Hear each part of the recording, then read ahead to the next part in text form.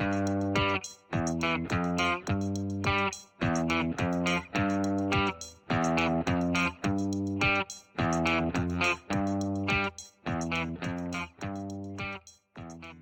there, everybody. It's PT Pop here with all four lobes of my brain securely bound behind my back. And welcome to another episode of PT Pop, a mind revolution, where I lead you out of the rabbit hole, one grain of truth at a time. And on tonight's show, I've got a great guy, Mike Williams, author of Sage of Quay Radio, Beatles conspiracy theorist, world-renowned Beatles conspiracy theorist. And tonight we're going to talk about Mike's background as a hypnotherapist and how hypnotism may in fact be used in the production of popular music that we all listen to every day. Thanks for being on tonight, Mike. How's it going? It's going very well, Peter, and thank you so much for inviting me back to your show. Yeah, that's awesome. Thanks for being here. And I know this is kind of a deep topic, but I think you'd be the perfect person to talk to about this. How did you get your start as a hypnotherapist? Going back to 2009, I was looking for some good books on near-death experience because I was always fascinated by it.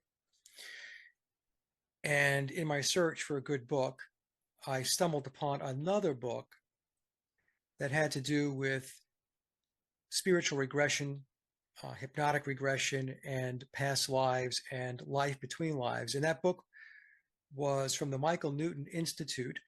And the title of the book was Memories of the Afterlife.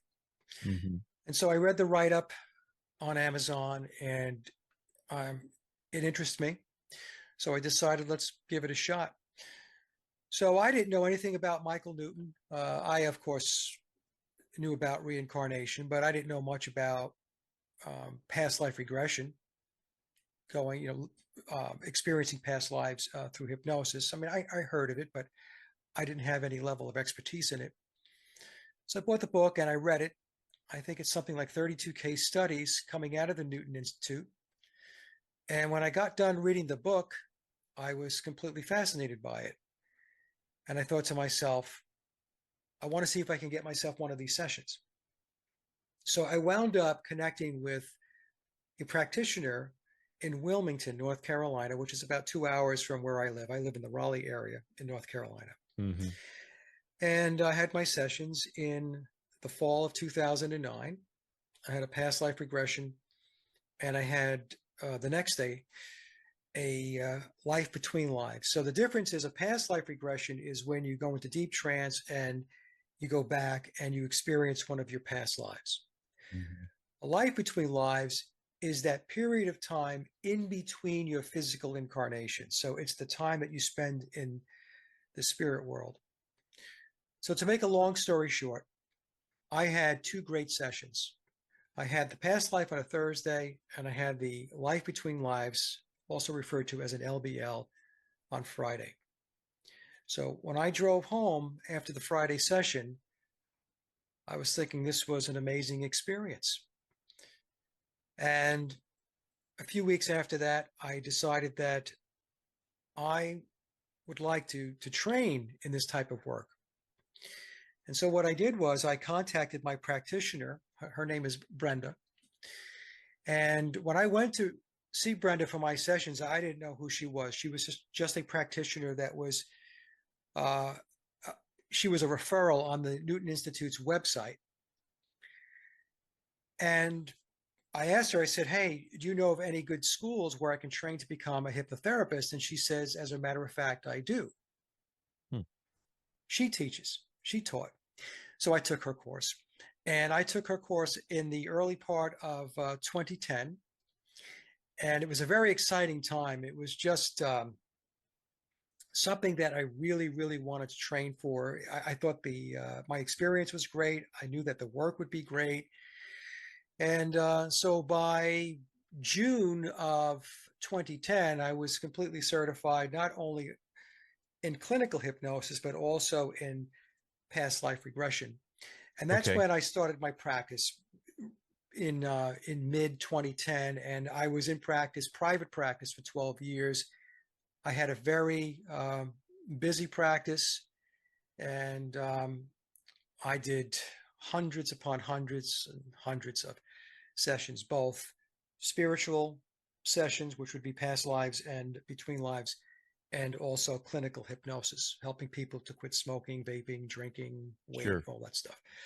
So uh, I was board certified by the International Association of Counselors and Therapists. And that's what I did for 12 years after my stint in the corporate world. So I spent 32 years in the corporate world, Pete, and Wow. 12 years of private practice as a hypnotherapist. 4 of those years overlapped because what I was doing was I was working to bridge to a new career once I retired and left the corporate world. So Hmm. yeah, and I retired from my practice in September of 2022. I Okay. felt 12 years was long enough. I was 63 at the time, and my daughter was pregnant with our first grandchild, and my wife and I wanted to spend more time with the kids Yeah. and to do other things, quite frankly, other than work.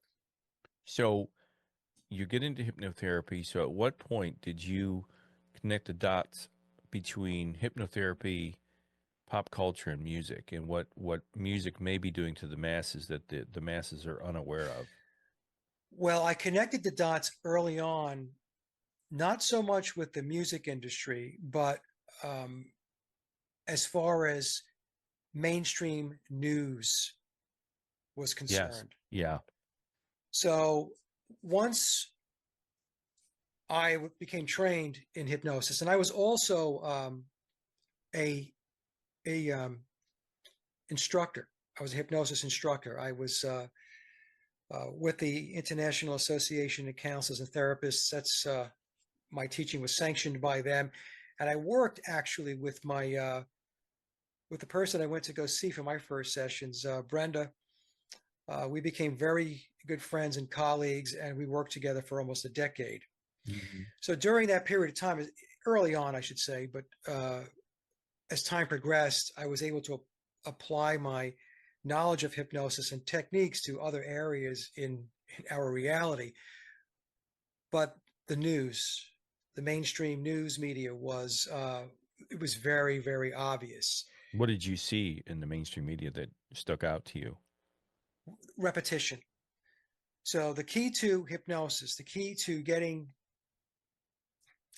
somebody to change their behavior. So hypnosis is really about behavior modification. So if we approach it from that perspective, Hmm. and so when you watch the news, you're going to see a lot of repetition. And the inner mind or the subconscious mind loves imagery. This Hmm. is Oh yeah. very, very important. Yeah. So let's just, as an example, let's pick on a cable network like Fox News. So the first thing they're going to do is they're going to present some kind of conflict, some kind of tragedy, some kind of shooting, something that's disruptive, something that is dysfunctional, something that is worrisome to most people. Sure. So they set the table that way. And then what they'll do is they will have looped video that they will show over and Yeah. over and over Yeah. again. And Yeah. a lot of people will ask, gee, don't they have any more video than that? Why do they keep Yeah. showing that loop? Well, the reason why they're showing that loop is because they're trying to pull you in and nail it into your inner mind. Now, if you think in terms of your mind having a hard drive, it's a very good analogy. So these files get written to the hard drive. So these loops, because Hmm. the inner mind loves imagery, it's taking in this video. It's taking in the whatever it is that they're showing you. They show it repeatedly over and over and over again. But not only do they do that, but then they have the quote reporter or the anchor person talking, and what they're giving you is hypnotic suggestions, Yes. worry, concern, Yes. tragedy, be fearful, And they and do it with tone of voice. tone of voice. And the editing of the loop you're talking about, I've noticed this in films. I learned this on my own. It's very quick edits. Yes. It's like no more than 3 seconds of the guy laying bleeding on the ground. Then you cut to the car. Then you cut to the building he crashed in. Then back to the guy bleeding on the ground, and it's very fast. It's staccato. Is that Yes. right? Am I onto something there? Yes. No, that's Yeah. exactly right. Yeah. And the other trick that they use is you'll see spinning logos. So Fox Yeah. News will have this. Now, this is eye fixation. So when people tend to watch the logo going around, what this does is Yes. this lulls you into a trance. So Yes. there's four basic trance states: beta, which is your waking state; alpha, which is below beta. This is a light trance state. This is where you're at when you're watching TV, when you're Mhm. watching a movie. Below that is theta. Theta would be when you go into hypnosis, deep Yeah. meditation, and then delta. Delta is sleep. So beta, Okay. alpha, theta, delta. So when you're watching television, you're watching Fox News, and you see that spinning logo, and you're watching the loops, and the reporter or the anchor person is giving you these hypnotic suggestions, you're being lulled into a trance state, and now you're taking this all and you're in hypnosis. The other Yes. thing that they do, Peter, is at the very bottom, they will have a ticker tape, which is showing stock prices, right? Or news, current Or news, news, right? which all started on 9/11. That And that that all has started. nothing to do with stock prices or the news. It's the same thing as the spinning logo.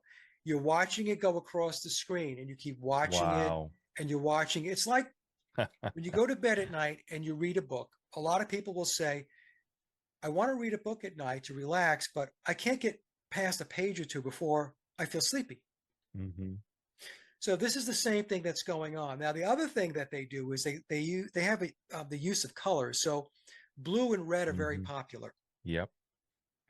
So aside from being Masonic colors, the Blue Lodge and the Red Lodge, blue, from the mind's perspective, is received as very calming, the voice of reason. Don't worry, Yes. everything's under control. Yeah. So a lot Yeah. of times you will see the reporter or the anchor person or somebody that they're interviewing will be wearing a blue shirt, Or there were the background. They're bathed in blue backgrounds, light in the background. Yeah. exactly, and or they'll wear a blue tie. So when they Yeah. bring somebody on, they have a blue tie, a blue jacket on. They're talking to them. They're presenting this person as the voice of reason. This is the person that's going to have a calming effect. Everything's under control. No need to worry. Yeah. Then they'll have people come on that will be dressed. A woman reporter or the anchor person might have a red dress on, or the man will have a red tie on. Red is interpreted by the mind as be alert, Hmm. something is concerning. It means stop, It's passionate. It's worry. anger. Yeah. Okay, so it means all those things. That's how the Yeah. mind interprets the two colors. So think of blue and red as on two opposite sides of the spectrum when it comes to how the mind interprets those colors. So the point I'm trying to make is there is a multifaceted approach to how cable news and even network news goes about setting the hypnosis session up for the person that's watching their television, because at the end of the day, that's exactly what it is, Pete. You're sitting down for a hypnosis session. Let me ask you something really quick about the news. Yeah. Local and national, they do death, murder, rape for 25 minutes. Then the very last story is a little puppy dog was found today in a bushel of hay and it was rescued. And why do they, is there any science to where they end it with the soft puppy dog story? Or is that just a production thing? I think it's probably a production thing, and also so that they can say that they balance the scales between all the heavy, dark stuff. And look, we gave you a little happy Yeah, yeah. piece of footage here in a little segment. But the vast majority of what we watch, especially at the national level and even at the local level, has to do with stuff that's disruptive to our lives, things that we would be fearful of, uh, shootings, tragedy, all kinds of stuff. Exactly. Every time a hurricane comes, what do they say? It could be the worst hurricane in 100 years. Every hurricane has that tagline. That's to get people all lathered up, get them concerned, Hmm. getting them to run around like a bunch of chickens without their heads, heading out to the supermarket, buying everything they could possibly get their Yes. hands Yeah. on, Yeah. right? And then go home and wait for the storm. And in most cases, that doesn't happen, right? They're almost never, they're almost always never the hurricane of the century. Sure. Um, so the point I'm trying to make is that uh, it's all or mostly all doom and gloom. Mhm. And the reason why they do this is because that's exactly where they want people. They don't want people to be upbeat because an upbeat person will be productive. They want you unproductive. They want you to be concerned. They want you to be stressed. That's Yeah. why they're always giving you, this, aside from the fact, that they gaslight people. Everybody knows, as an example, that the job market, the economy is terrible. Oh, But yeah. then they will get on TV and tell you that it's great. Oh, Inflation's not yeah. that bad. Employment numbers are up. This is another technique. It's another mind control technique to to make you feel like there's something wrong with you. Yeah. I mean, this person on the television is telling me the economy's good, inflation's not bad, everything's great, yet my life doesn't seem to be clicking along very well. Yeah. Yeah. So this is what is referred to as gaslighting. So to answer your question, what really got me looking first, or the first thing I looked at was the news and how it was being presented. And then, as time went on, I was looking at other areas, and ultimately I started taking a look at how it was presented in music. Music gets a little trickier because and I know we'll talk about this, because it's music, and it's very difficult to convince people that music is being used as a way to create behavior modification, to Hmm. program people Oh, to sure. believe certain things, to behave certain ways. So that's a more difficult thing to get through. I think it's easier for people to see how the news is manipulating people's minds. It's a little more difficult to convince them that their popular music or their bands are doing that. Sure. And one thing I forgot to mention at the beginning was we're both Beatle fans, and when Yeah. I was a kid, the Beatles consumed my life. I mean, it was almost instantaneous. From the moment I heard "I Want to Hold Your Hand" and "She Loves You," I was obsessed, and I stayed that way for a good 20 years, where I would actually get into fights with people, not physical fights, but verbal altercations, defending my band, and just buying anything I could related to the Beatles, and it was all I thought about night and day. And then as I woke up from this dream world, Beatle dream world, I said, what was that all about? Why was I so obsessed with this music? And that's why I want to talk with you, because I want to see, is there some type of hypnotic messages in these music? Is there a frequency that they're broadcasting in the recording studio that they mix into the music that puts our brains into some type of vortex, or a retractor beam that locks us in? And that's where I am. I just wonder why all music is like this. It affects me. Most music used to affect me a great deal. Not anymore though. It has the opposite effect on me now. I'm irritated with music now as I'm older, which is strange. It's the first thing we have to, I think, visit, um, is to go back to what Tavistock is very good at. So Tavistock, for those that don't know, from a deep state perspective, Tavistock is the propaganda and social engineering headquarters of the New World Order, the deep state, however, or whatever label you want to apply to the shadow government. And two things that they're very good at is creating cults and getting people to think in a childlike manner, Hmm. to keep adults from thinking, critically thinking like adults. In other words, having adult reasoning, adult logic. So what they want to do is they want to push that reasoning and logic down to a child's level. And I'm not, folks, I'm not trying to be funny here or facetious. This is exactly what they Sure. do. Because when that happens, that's when adults have these emotional responses to things. So they have these knee-jerk reactions to defend their belief system, and their belief system is embedded in the cult or whatever it is that you're invested in. So using the Beatles as an example, the Beatles are a cult. I call it Beatleism. Mm-hmm. The fan base is legion. They are extremely loyal, extremely dedicated. Oh They yeah. will defend the band, to the end of days. Oh yes. And I Yeah. and I was like that too, Peter. I Oh was I the yeah. same as you. Yeah, I was. Yeah. These arguments that I would get into about how great the Beatles music was and no band was better than them and all that Yeah. stuff. And I've run into that on my YouTube channel, Oh yeah, with people just going off on me, like, "Who is this guy? What do you know?" And you know, I was like that once. I was just yes, like, "Oh God," But yeah. yeah. But that's the cult aspect of it, Peter. So that put that in one little box. That's the cult piece of it, and then you have the reducing the thinking down to that of a child or an Hmm. adolescent. So this is why you and I get the responses that we do when we present our videos on the Beatles and we question the official narrative.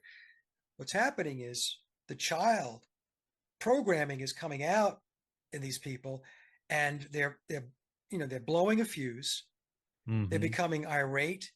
I mean, you have to see some of the comments that I get. I mean, they don't make it onto the video because you block these Yeah. people, but they could be belligerent, Oh yeah. nasty, and it's why. It's because you're questioning their belief system. Yeah. The foundation from which they were hypnotized. I think we were all hypnotized, Yep. and somehow we were. You feel threatened subconsciously. You feel threatened. The foundation of your existence. My God, threaten the Beatles or whoever your band is. I've seen, guys in high school. We'd get in these verbal screaming matches about Def Yes. Leppard versus the Beatles, or whoever the band was Oh, at the the time. Stones and the Beatles were Oh were the yeah, big yeah. one when I was growing up, and Oh yeah, it almost wind up in a fist fight. yeah. Crazy stuff. Yeah.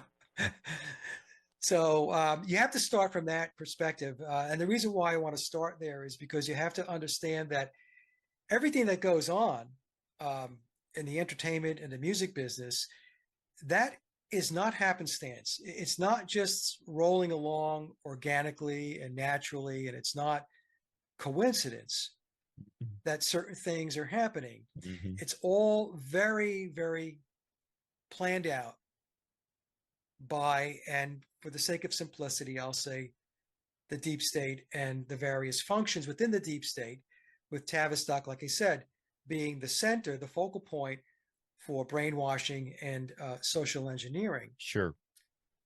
So they're going to pull out every rabbit they can out of the hat, and one of those rabbits is frequency and vibration, sound. So music is sound. I mean, it's frequency, it's vibration, Sure. and it's been long known for a very long time by those that study psychology and psychiatry that music has a tremendous impact on shaping people's emotions and their feelings, and also can alter their behavior, their ways of thinking. Um, Pete and I, folks, have a document that goes back to 1965. It has to do with the Beatles, hypnosis, and communism. And it was written back in 1965. It's a 20-page document. Maybe what I'll do, Peter, I'll send you the link so people can download it and take a look for themselves. Okay. Yeah, I've But got it here too. yeah, but in that document, it clearly talks about how how music can be used to put people in a hypnotic state. Sure. And it talks about how this begins at very early ages when we're kids. Oh yeah. certain songs. And of course, the 20-page article, it's actually a small, I guess 20 pages would be a small pamphlet or whatever, makes its way into the Beatles and the Beatles sound and all of that. And that there is a science behind popular music to transform the way people think and the way they react and the way they behave. So hypnosis is behavior modification, and music is one of the tools in the toolbox to create behavior modification. Yeah, and the article says that the Beatles are basically a communist plot to undermine the youth and the family structure in America at the time, um, through the use of these hypnotic beats and frequencies and harmonies. And the article was kind of dissed because of the Cold War between the two countries, communist Russia and America. And I found it kind of fascinating because as you read it, you're like, now you understand it. But back then, I can only imagine this guy probably got flack like crazy for being a lunatic, because of McCarthyism and everything else that was going on at the time. Yeah, so I know we don't want to major on this, but to Yeah. explain that, the communists, when they talk about a communist plot, what they're really talking about is Marxism. And more specifically, we're talking about cultural Marxism. So cultural Marxism is the implementation of Marxism or communism in a subversive way by subverting from within. So essentially bringing the current system down by infiltrating the government organizations Yep. and so on. The other form of communism, which some might refer to as Lenin communism, going back to the Bolshevik Revolution in the early 1900s, and Russia, was their tactic was violence. Yes.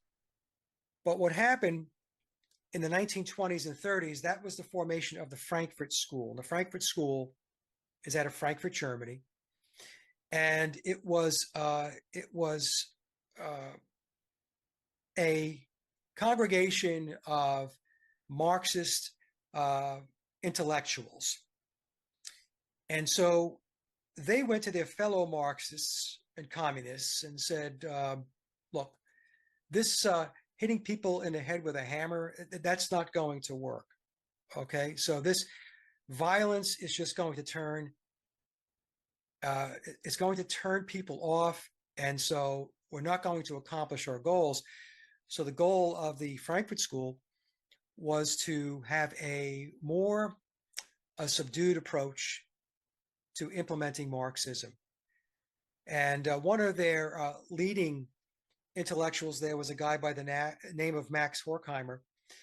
And Max had said that they will implement Marxism in a very methodical, incremental way, and in such a way that the population, the masses, won't even know.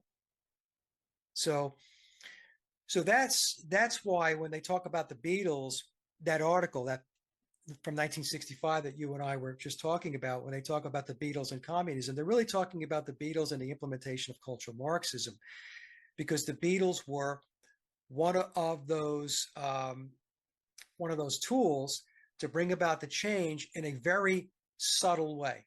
When I say subtle, I mean without the violence, without revolution. It's a quiet revolution. It's a revolution that's taking place, that took place very, very methodically. So, but the article, like you said, Peter, I'm sure back in the day, that guy probably got clobbered because, Oh, sure. they would have thought he was some kind of fringe lunatic. But now, having the hindsight of 60 years later and looking back 60 years, we could see that the people involved in that article and that analysis, they had a pretty good grasp on what was coming. So what connection do you see or do you make between your education and your experience as a hypnotherapist and what you hear and see in music? Well, what we're seeing in music is it's repetition, number one. So as I mentioned, repetition is very important to be able to program the mind. Human beings are programmable. I don't like saying that, but as I was a master hypnotherapist, and as I mentioned, an instructor as well. And when I got into hypnosis, I realized that we are programmable. As an example, let me just give you, an example here. So people would come to see me, and they were smokers, and they would say, Mike, I've tried everything. I've tried everything to stop smoking, and I just can't quit. Peter, I got, I would say 98% of my clients who smoked to stop smoking after 2 sessions within a week. So I would schedule 2 Wow. sessions within 7 days. And after the second session, they didn't smoke anymore. Wow. I had the same success with people that had problems with drinking, in particular binge drinking. Mhm. Hypnosis is less effective if it's dependency or alcoholism. But if you're a binge drinker, in other words, you go out for the weekend and Sure. then you black out, but you don't drink for 2 or 3 months after that. So you're doing this binge stuff. I had a very high success rate to get people to stop binge drinking, Wow. to get people to stop vaping, for people to lose weight, release weight. Very high success. So what does that tell you? It tells you that we're programmable. So how does that work? It works because think in terms of there's a hard drive in your mind, Mm-hmm. and that hard drive has files. And for the smoker, there's a file written to the hard drive. It began when they first started smoking. And every time they smoked, many times smoking is done because people want to relax. So when they want to relax or take a break, smoking is what they do. The Okay. more they did it, the bigger the file became. The bigger the file became, it now dictated their behavior. Okay. And apply that to just about anything. So if somebody has a lack of confidence, it's the same thing. There was a moment in time where something happened where their confidence was questioned, or they felt that, or they were questioning their confidence, something where they felt like maybe they fell on their face. That Mm-hmm. file got written to the hard drive. And now going forward, anytime they were engaging in a situation or interacting in a situation where confidence was required and they were doubting themselves about whether they had the level of confidence and ability to get something done, that file was strengthened. And it gets to the point where the person later on in their life says, I don't have any confidence. I completely lack confidence. Sure. Right. So it's the same thing when we talk about music. So when we experience music, especially music that we like, it writes a file to that hard drive. And so we have an appreciation for that particular band or that particular genre of music. And so we continue to buy records or CDs or stream or whatever, however you listen, and we're listening and listening and listening. And as you do that, what's happening is that file that got dropped early on in your life is now being fed and enriched with continued inputs and reinforcement of that particular style of music, something that you enjoy. Okay. And so what happens now is you're completely bought in. So in the case of myself, I go back to the Beatles. So, Beatles music when I was a kid, you've heard me tell this story 100 times, but I was 9 years old when I was begging my father to take me to go see Yellow Submarine in 1968. At 9 years old, I was already like this little Beatle freak. Oh yeah. Yeah. And so I love the Beatles. And so anytime a Beatles song came on, it reinforced my desire to love the Beatles, want to be like the Beatles, pick up and play guitar like the Beatles, on and on and on. So that's how it works. That's how it works with just about everything in our life. The more we engage something, the more it feeds and reinforces those files. Sure. And then, like I said, it defines our behavior. And in some cases, it will define who we are. Oh, yeah. So that's how I started taking a look at music as well. And I mentioned to you before we got started with the show, uh, music is frequency, it's vibration. And the social scientists have known for a very, very long time that frequency and vibration has an effect on human beings because we are vibrational, frequency-based Sure. beings. Even the earth has a frequency. That's right, the Schumann resonance. And Mm-hmm. so there are frequencies that can be disruptive to us, and then there are frequencies that will make us feel good. So it goes both ways. And some people may know who are watching this, but there was a man, he's passed away now. His name is Alan Watt. And Alan, in an interview that I actually included in one of my big presentations, I think it was the addendum going back a couple of years ago. And he talked about, going back to the Beatles, how George Martin wasn't just a producer, but George Martin was skilled in acoustics and sound and Mm-hmm. how it affected the listener. So in a way, when you think about it in those terms, aside from being a producer, George Martin was a social scientist, Mm-hmm. a social engineer. So from the perspective of the Beatles, you had frequencies in the songs, the way the songs were written, the way the lyrics were presented. They would create these feelings within us. I know for me, Pete, whenever I listened to Sgt. Pepper or the Magical Mystery Tour album, because of the psychedelic um, genre, Sure. the way the music was put together, the way the lyrics were put together, I sensed color. I always said that the Beatles Sgt. Pepper album and Magical Mystery Tour always brought colors to my mind. Sure. And now, not everybody's going to experience that, but I did. So, and I know other people who have. In fact, Kat from the Supernatural Beatles, she and I did an Sure. interview, and she mentioned that the music had the same effect. It's funny you Her. mentioned Sergeant Pepper's because when I first heard it, I was 9 years old. This is 1974, Yeah, and I felt it was a dark album. I don't know if you not color. I didn't see colors, but as a child hearing, it, I was like, it was very dark and morbid, and weird, cryptic type of music. I've never liked the really. album, Okay, okay. and it had a weird, I don't know Had what you it. call evil feeling to it, or I wouldn't call it evil when I was 9, but now as I look back as a 9-year-old, it was like my least favorite Beatle record. That's interesting. So it had a different effect on you than it did Yeah.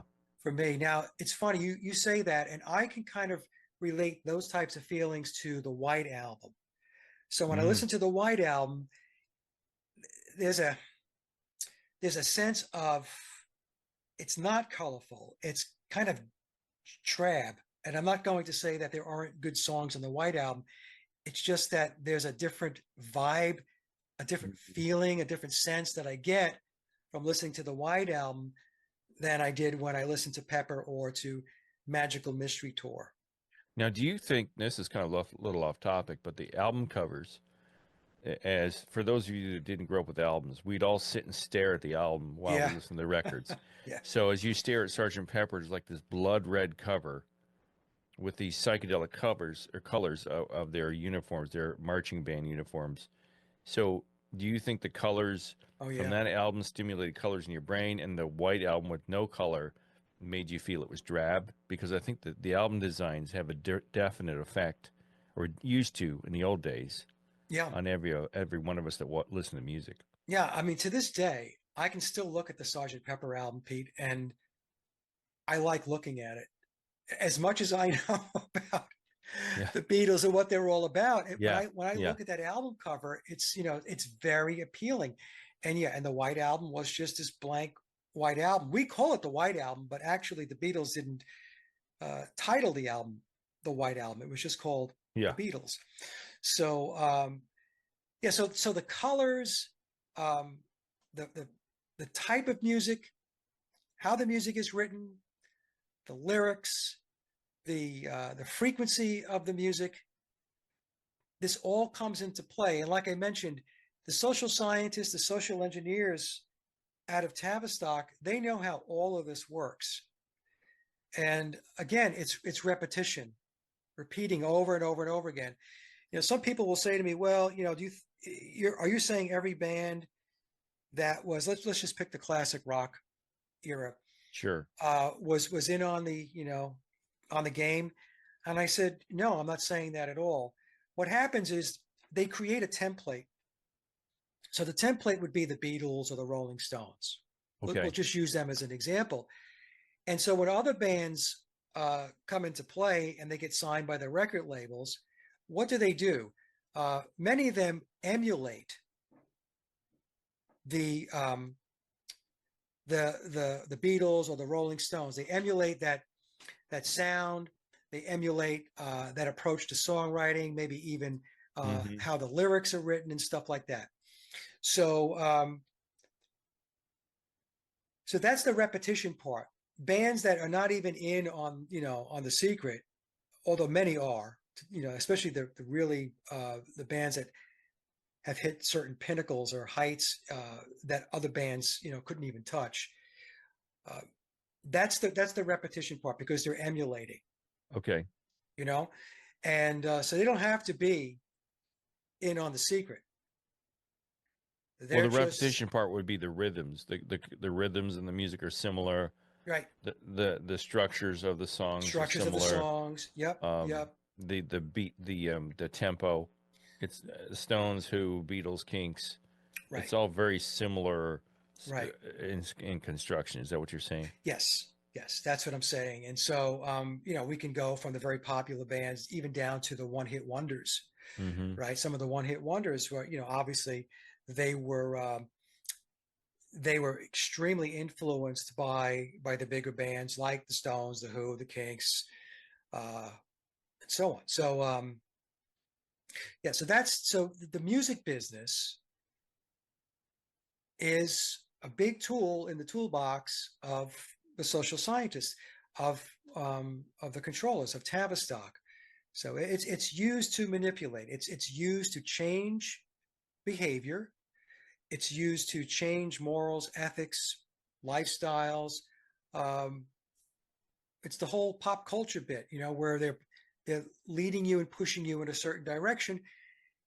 And as we know, what they also do from a mind control um, perspective is they introduce different genres of music because they're trying to reach different pieces of the population or different demographics.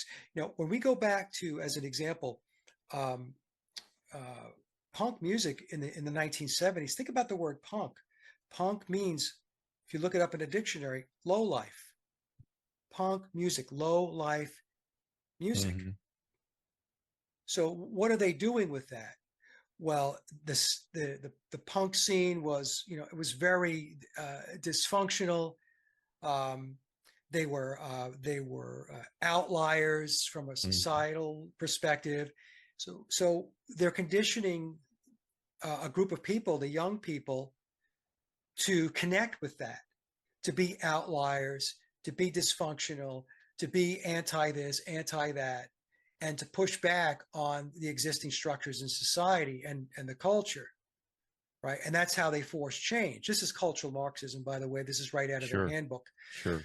But I'm just picking on punk as an example. But we can look at metal. We can look at Oh, grunge sure. music, techno. Techno with the beat. The vibrations from the It's beat very from techno hypnotic, music, very or hypnotic. trance music as well. Yeah, rap. Now, if you had mentioned different styles of music. Now, I noticed when I was a kid, I was always trying to convince my mom that the Beatles were what she should listen to. and she grew up listening to Sinatra and all the big band stuff. She thought the Beatles were absolute crap until she heard the song "Your Mother Should Know," Yeah. which is a schleppy, Yeah. you know. And my mother heard that. She's like, "Oh my God, that's wonderful." And I always wondered if they incorporated that kind of music into the repertoire to pull in the World War II era people who were anti-Beatles to try to soften them up. You got McCartney singing the ballads. You got Lennon appealing to the kids that are angry. George is the spiritual one. Ringo's the goofy guy at the drums.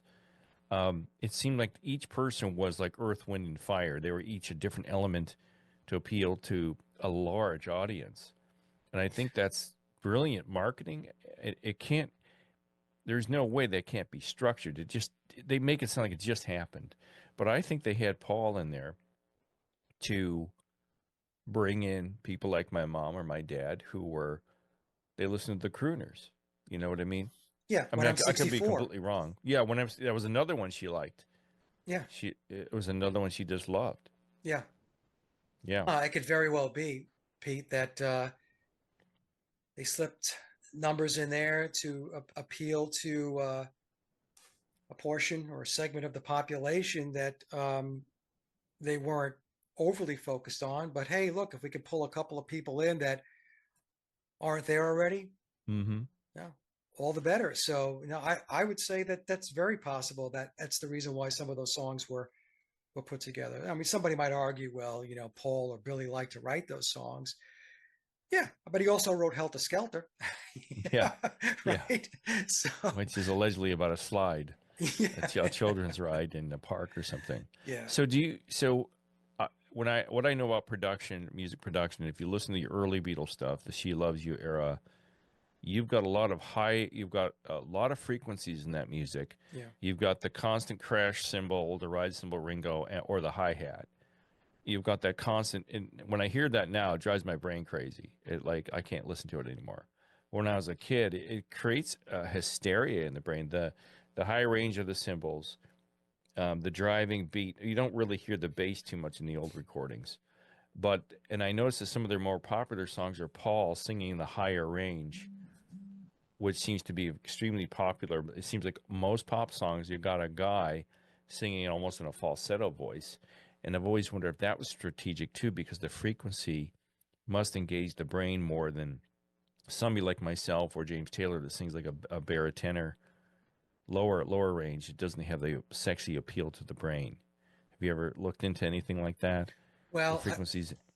what I can do is for this show, I printed out this article. It's from October of 2012. Okay. It's titled "The Power of Music: Mind Control by Rhythmic Sound." Oh, okay. Okay, so let me just, I highlighted some areas. I think that this will answer your question, Peter. So there was a psychologist who performed some research. Her name was Annette Shermer, and she published her findings at the Society of Neuroscience at a meeting in New Orleans. And she said that rhythmic sound not only coordinates the behavior of people in a group, it also coordinates their thinking. The mental processes of individuals in the group become synchronized. So when you think about like Beatlemania, Mm. if we apply Beatlemania to what I just read here, many Beatle fans, when they became Beatle fans, their mental processes, the individuals in the group became synchronized. They Yeah. became, they're part of the cult now. This finding extends the well-known power of music to tap into brain circuits controlling emotion and movement, to actually control the brain circuitry of sensory perception. This discovery helps explain how drums unite tribes in ceremony. So think Wow. about that. Yeah. Why armies march to bugle and drum into battle. Why worship and ceremonies are infused by song. Why speech is rhythmic. So think in terms of rap music as an example. Punctuated by rhythms of emphasis on particular syllables and words, and perhaps why we dance. So think in terms of when we think about music, it's called the hook, Mm-hmm. right? Something that people will latch onto And even if they don't know the words to, the verses of the song, they will know the hook, they will know the chorus, and they will Yeah. sing that. Yeah. Right. So it goes on to say that the brain's decision making was accelerated by the external auditory rhythm and heightened at precise points in synchrony with the beat. So what they're saying there is that the brain was very focused on the beat. So when the people that were in the subjects in the research, when they were listening to music, when the beat was present, that's when they had heightened sensory perception. So whatever was going on at that time, that's what they focused on when that beat hit that point. So I thought this was a very interesting article, and it explains a lot in a very, it's only 4 pages, as to how music can program people and how it can get them to behave, take individuals essentially and create a hive mind mentality so that Sure. they all behave in a certain way, in a like manner way. We can even see that with Beatlemania, right? I mean, Oh yeah. with the screaming girls. Yeah. Why would the reaction be to scream at the top of your lungs, and in some Yeah. cases they lost control of their bodily functions. Oh yeah. Yeah. I mean, They this is wet not themselves. right. Yeah, this is true. How did it get to that point where you got to such you got into such a frenzy that you're behaving and reacting this way? Was it because of the 4 guys that were dressed in suits and with mop tops? It had to do with the music. It's bizarre to see. And could it be just like a flock of birds? You see one bird going one direction, they all go in that direction. So if you see one girl screaming, they all think I'm supposed to do that, or was there something in the music that was driving them insane at that moment? Well, at Taylor Swift concerts, there have been reports of people who attended the concert to say that there were portions of the concert that they don't remember. There were songs they don't remember being Wow. played. And of course, this has to do with what's going on stage. So you have the beat, you have the rhythmic part of the song going, you've got the frequency of the music, you have the lights, the lighting, flickering lights, strobe lighting, different color lights. This all affects the mind. Oh yeah. And so what happened to those people is that they tranced out during the concert. Now, when you're in trance, folks, that doesn't mean that you're lying on the ground and you're passed out. You could be in a trance, Yeah. standing up and looking like you're alive and well, but you're lost. You're lost in thought. Oh yeah. You're Oh yeah. someplace else. I mean, think about here's a good example. For those of you who have kids, especially teenage boys, and they're upstairs playing their video games, and they're so entrenched in what's going on in that video game that you call your son down for dinner and he doesn't hear you. It's not that he's ignoring you. He does not hear you. Yeah, he's gone mentally. He's gone. He's wrapped up in that game, that video game. Right. So then when you go upstairs, you're like, hey, Billy, I've been calling you for dinner now for the last 5 minutes. Did you hear me? Sure. No, Mom, I didn't hear you. So this is being in a trance state. So this is the same thing if you go to a Taylor Swift concert or any one of these concerts. The possibility that something like this could happen is possible. Well, I'd imagine it triggers the endorphins. There's a variety of chemical reactions. You go into a trance state. It's. I think a lot of it's the way the music is structured and engineered and produced. I mean, you talked about the hook. Now, a hook can be a chorus. It can be a guitar part, like in Day Tripper. Right. That hook in Day Tripper is just world known. Everybody knows that hook, and it pulls you in. I remember hearing that as a kid, right, and just getting shivers. Just oh my God. I don't know why. I hear it now, and I've heard it so many times I can't stand it. But The same thing with Can't Buy Me Love. I hate for all you folks that listen to music beyond 1968, but I'm stuck in the 60s in my head. But Can't Buy Me Love, the hook is the chorus. Right. And they start with the chorus for a reason because it grabs you, it pulls you in, and it doesn't let go till the song is over. So I think you go into kind of a trance based on the ways the songs are structured and engineered. Yeah. Yeah. Because And if what, that song was sung in a lower range, it was like "Can't Buy Me Love," yeah, people would no, be like, "Ugh," but Paul's screaming it, right. kind of, and I don't know what it does to the subconscious mind, but I think it grabs it pretty good. Yeah. It pulls it in, and because it's exciting, Yeah, right. It's at a higher pitch, and it's bringing you in. It's, we would call it cutting through the mix, right? sure. Right. So, and the way it works is they pull you in with the music, and once you're bought into not just the Beatles, but pick any band that people follow. I Oh, mean, sure. today, Taylor Swift has the Swifties. That's a cult. Oh, yeah. The Swifties are a cult, and so what happens is once you're pulled in by the cult of celebrity and the cult of the music, then what happens is they can steer you because now they have followers, Oh, yeah. right? So with the Beatles, you get pulled into the music. You love the Beatles. You're buying all their records. You're sitting there for hours listening to the music, like you said, staring at the album covers and all this. And then the Beatles would come out and they do a press conference and they would say, "Well, I think this and we think that." And so now what's happening is, you know, because you're Yeah. into that mind control, you're bought into the cult. You're invested in it. So now what they say that they believe now becomes your beliefs. Yes. Yeah. You start to think in those terms as well because you're like, oh, okay, I didn't think of it that way, but because Paul McCartney and John Lennon or Mick Jagger or Keith Richards are saying this, then I'm going to listen to this. This is why so many musicians and entertainers and celebrities are rolled out anytime there's an agenda item that needs to be pushed. So, I mean, the big one recently was the March 2020 event with the face coverings and the shots, right? Sure. Sure. I mean, they rolled everybody out. I mean, they rolled out McCartney, they rolled Yeah. out, you know, they rolled everybody out, and Every that's celebrity in the world. Yeah.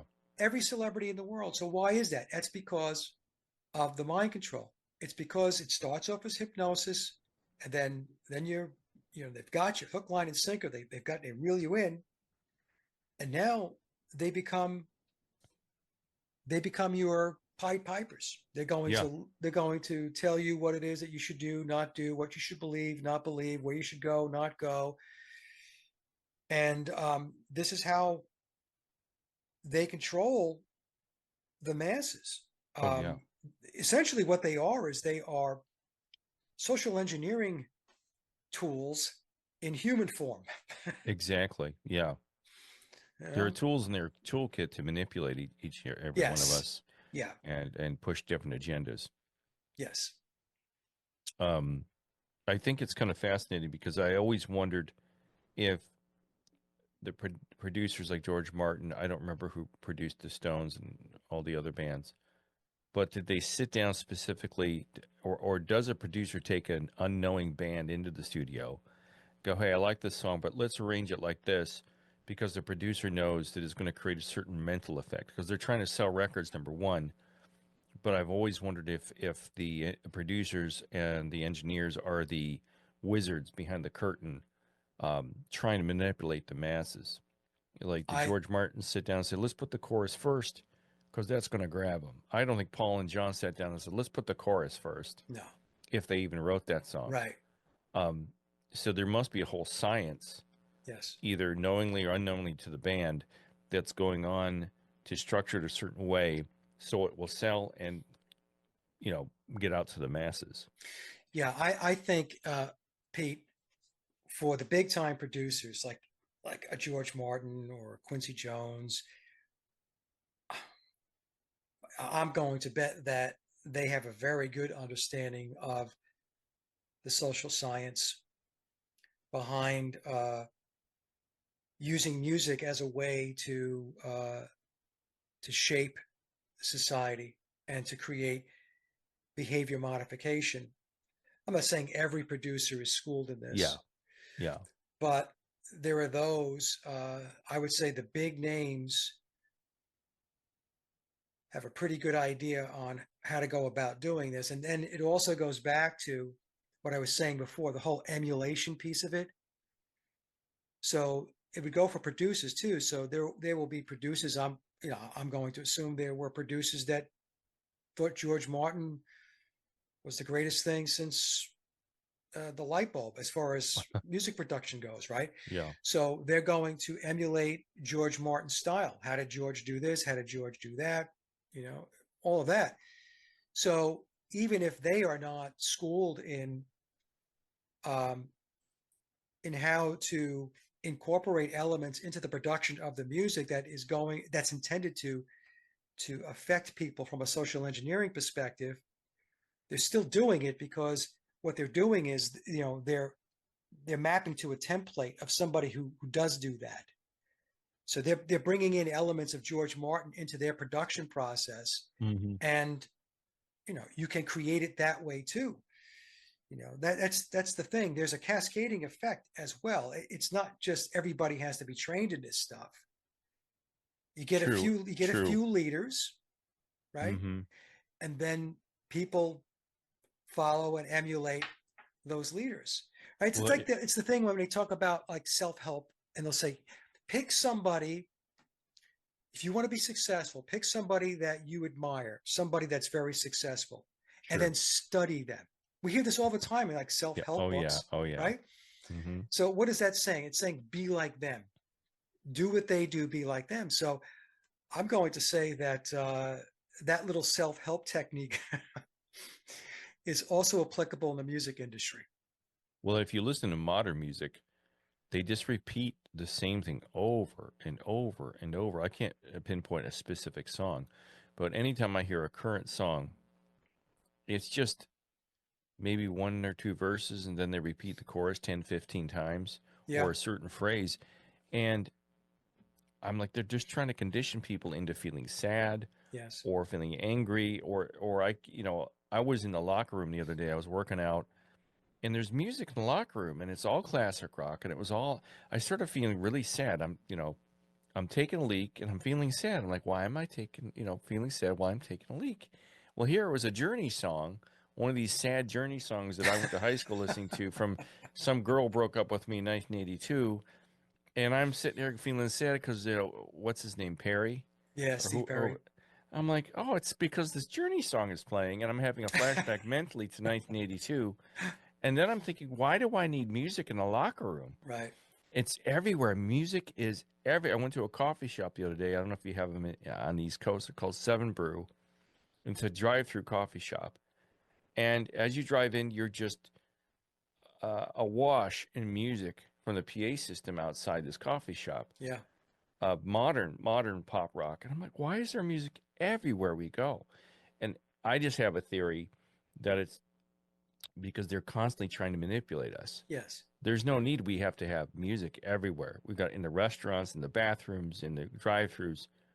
And I think it's a tool they use Gas to put it. stations too, Pete. Oh yeah, Go yeah, to pump your gas at and the it's pump. yeah. Isn't that crazy? And there's video screens now on the gas pumps, Yeah. which I don't know why we have to watch video while we're. I don't know if you have those in the Carolinas, but Yeah. it's just insane. I'm sorry I go off on these tangents because I finally have someone that I can talk to that understands No, this. no, Because it's great. It's great. Me too. I mean, a lot of well, times I'm talking to myself when I do this stuff. well, I don't know what your wife thinks of this, but I try to talk to Meg and try to show her. But I'm afraid if I show her too much, she'll get depressed because she's still lost in it, and Yeah, it's her escape. And I'm like, I know if you bring somebody down too quick, it could have devastating effects on mentally and emotionally. I believe because when I started to realize all of that was going on with the media and the music and movies and TV, I just stepped. It was like this horrifying moment. Oh wait, it's all a lie. And I don't know if that sounds paranoid or sick, but I think it is. it is. I can't watch any. I can't. I hear Lester Holt come on NBC and I'm like, change the channel. I cannot listen to that guy. He's just a mouthpiece for the CIA or whoever runs the news media. Yeah, no, it So, is all a lie, and it's very difficult for people to people who are, you know, in the matrix. I'll call it the matrix. yeah, yeah. They live and breathe it, and that's their reality, and they think that that's how the world really works. But we have to come to grips with the fact that, as an example, the media, and that would be your cable news, your network news, it would be your magazines, it would be your radio, it would be your Oh, yeah. television, it would be Netflix, it would be HBO, it would be Amazon Prime. All of this stuff is controlled. All of the media in this country, I think the number now is down to 5 companies. 5 companies control all of the media in Hmm. the United States. I think in Australia it's something like 2. But in any case, the point I'm trying to make is uh, that means that 5 people, if it's 5 companies these days, it used to be 6, but I think it's 5 now. That just means that 5 people at the top of these companies get together and decide what it is that they're going to tell you and not tell you, or how Oh, they're yeah. going to present, their stories. Uh, you have to understand, folks, that our media is it's just propaganda. That's all it is. It's propaganda. It's there. Your television set is a hypnosis box, Oh, yes. and And even the way it refreshes, the rate of refresh on the screen, the hertz, yes, puts your brain into a trance, and your yeah, iPhone too. drops you down to alpha state. So alpha Hmm. state is a trance state. In fact, we learn by going into trance state. So as an example, when you were a kid and you were in school, and let's just say you're sitting in the classroom and there's 30 kids in the class, you being one of the 30 kids. When the teacher was writing something up on the board or talking about something at the front of the classroom, did you pay any attention to any of the other 29 kids in the class? No, you were focused on what was being written on the board and or what the teacher was talking about. So when you're in a trance state, in your alpha state, what happens is you're basically excluding everything outside of you and your focus. It's your concentration and focus on whatever it is that you're paying attention to. That's how you learn. That's learning. We did the same thing when we were in college. We do the same Hmm. thing when we're learning music or playing a song. We do the same thing when we engage in a hobby. We're very, very focused. It's a high level of concentration, and we exclude everything else that's going on around us. It's like going Sure, back to the kid who's playing the video game, didn't hear his mother sure, calling him to come down to dinner, right? So um, that is how the television works as well. Many, sure. many people get pulled into it, and they are completely engulfed and invested in whatever it is that they're watching, whether it be the news or some reality TV show. And there's always, always, always an agenda. Oh, yeah, Always an agenda. yeah. If you know what to look for, you'll see that there's a repetition of agenda items that they want to push, that they want to condition the viewer to start to accept or not accept. So if there are certain things that they don't want you to believe in or certain values that they don't want you to have, those things will be ridiculed in movies and TV shows and so on. On the other hand, if there's things that they want you to buy into, that they want you to support on behalf of their agenda, those things will be played up in a very positive way. Hmm. And this goes on 24/7, 365 days a year into perpetuity. This will go on forever Oh, yeah, oh, unless yeah. people, wake up. I don't know if I got you off track. We covered a lot of ground here, Yeah, no, but whatever. I Yeah, think I put a wrench into it because I think you were headed down one path and I went down someplace that's else. okay. Was there something else? I don't know if I got you off track about the whole frequency thing and music because we kind of went off in a couple different directions. Um, Well, I think we kind of covered it. It's important to understand that music is used as a tool to social engineer. Music is another way to put people into hypnosis, into a trance state, and to get certain messages across. Hmm. So I mean, just take it from a very simplistic perspective. You're listening to the songs and there's the lyrics. Just take it from that perspective alone. So if you go back to, going back to the songs of the British invasion, classic rock, punk music, just pick a genre. And if you're constantly playing these songs, especially if you have a favorite artist, and most people do, Yeah. you're constantly listening to these songs, playing them over and over again. You're constantly listening to these lyrics. Hmm. So I read the piece before about the rhythmic aspects of music. And from a science perspective, there's no question. I mean, it's not a theory.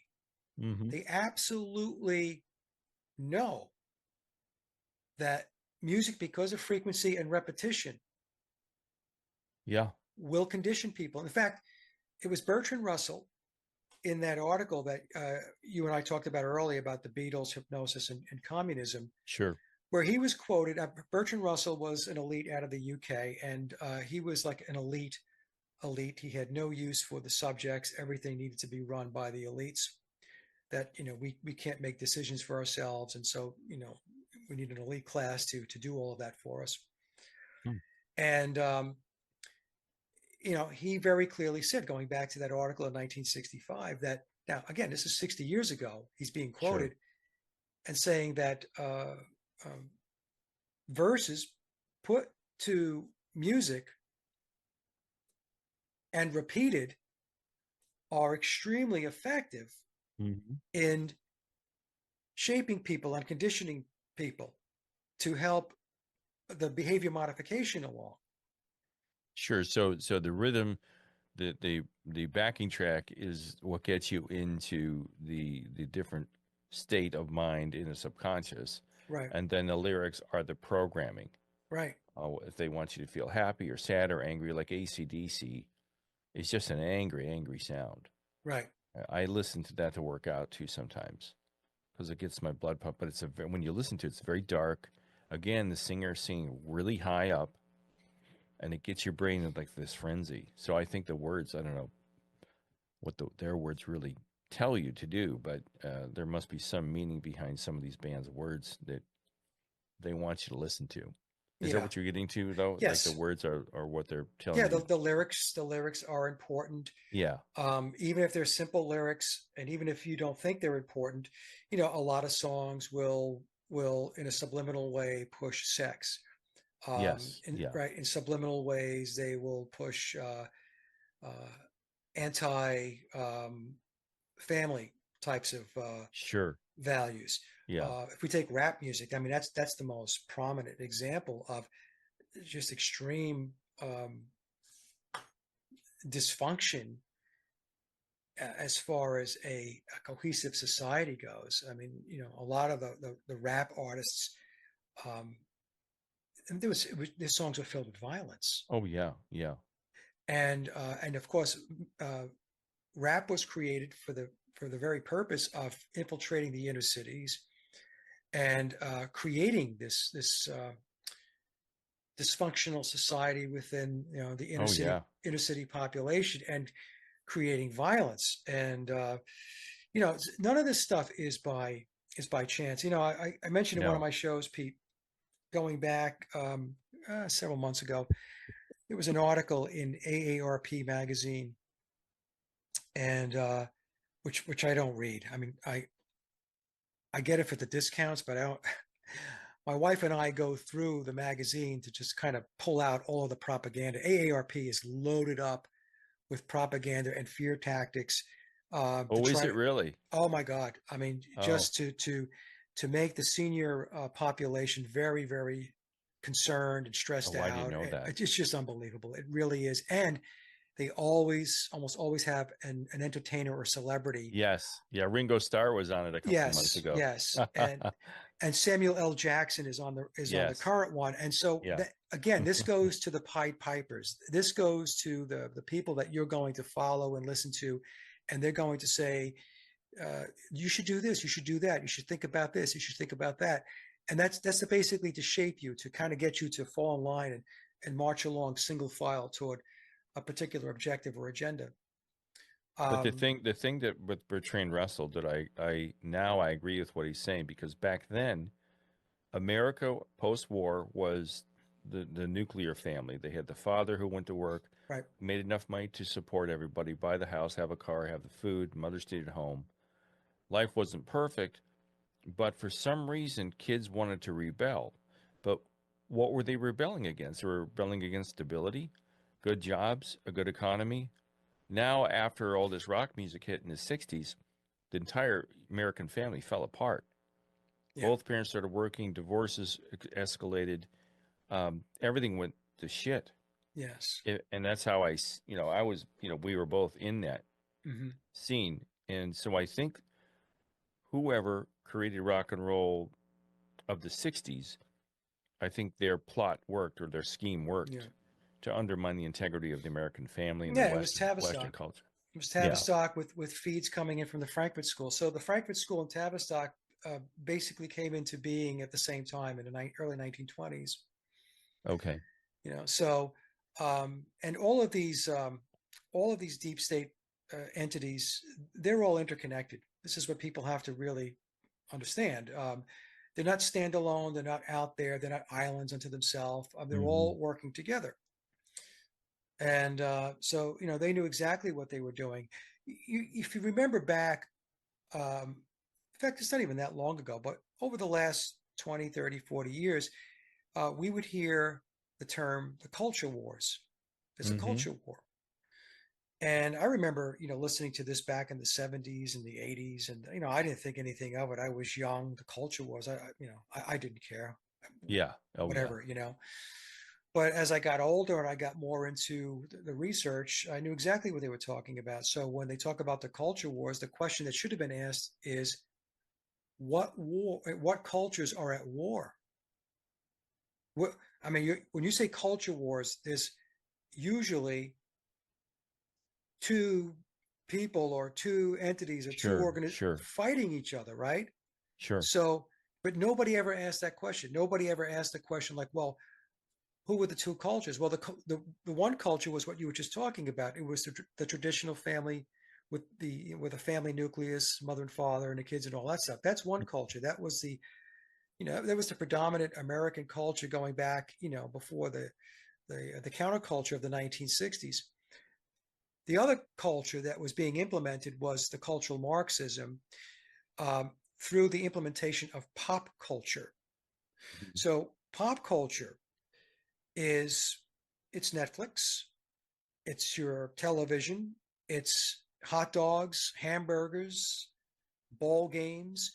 That's pop culture.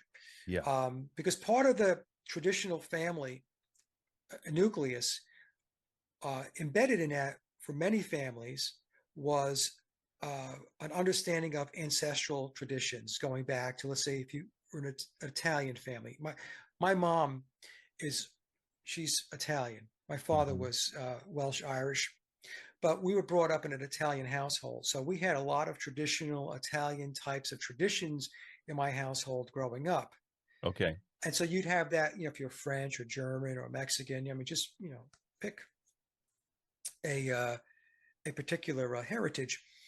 Um, but what the social scientists of Tavistock and the Frankfurt School needed to do was they needed to break that down. They needed to get rid of that because if you have traditions and values outside of what they were looking to implement, then they can't implement their plan. So the whole cultural Marxist agenda was to systematically and methodically continue to bang away at the family nucleus, Oh, yeah. and in order to get it to the point where it's dismantled. And you mentioned, divorce rates now are up over 50%. Mothers and fathers are both working. The kids are in preschool. They're in after school. They've essentially have become detached from their families. The parents Sure. see the kids maybe very early in the morning, late in the evening when mom and dad get home from work, on the weekends, but mom and dad had a lot of errands to run on the weekends.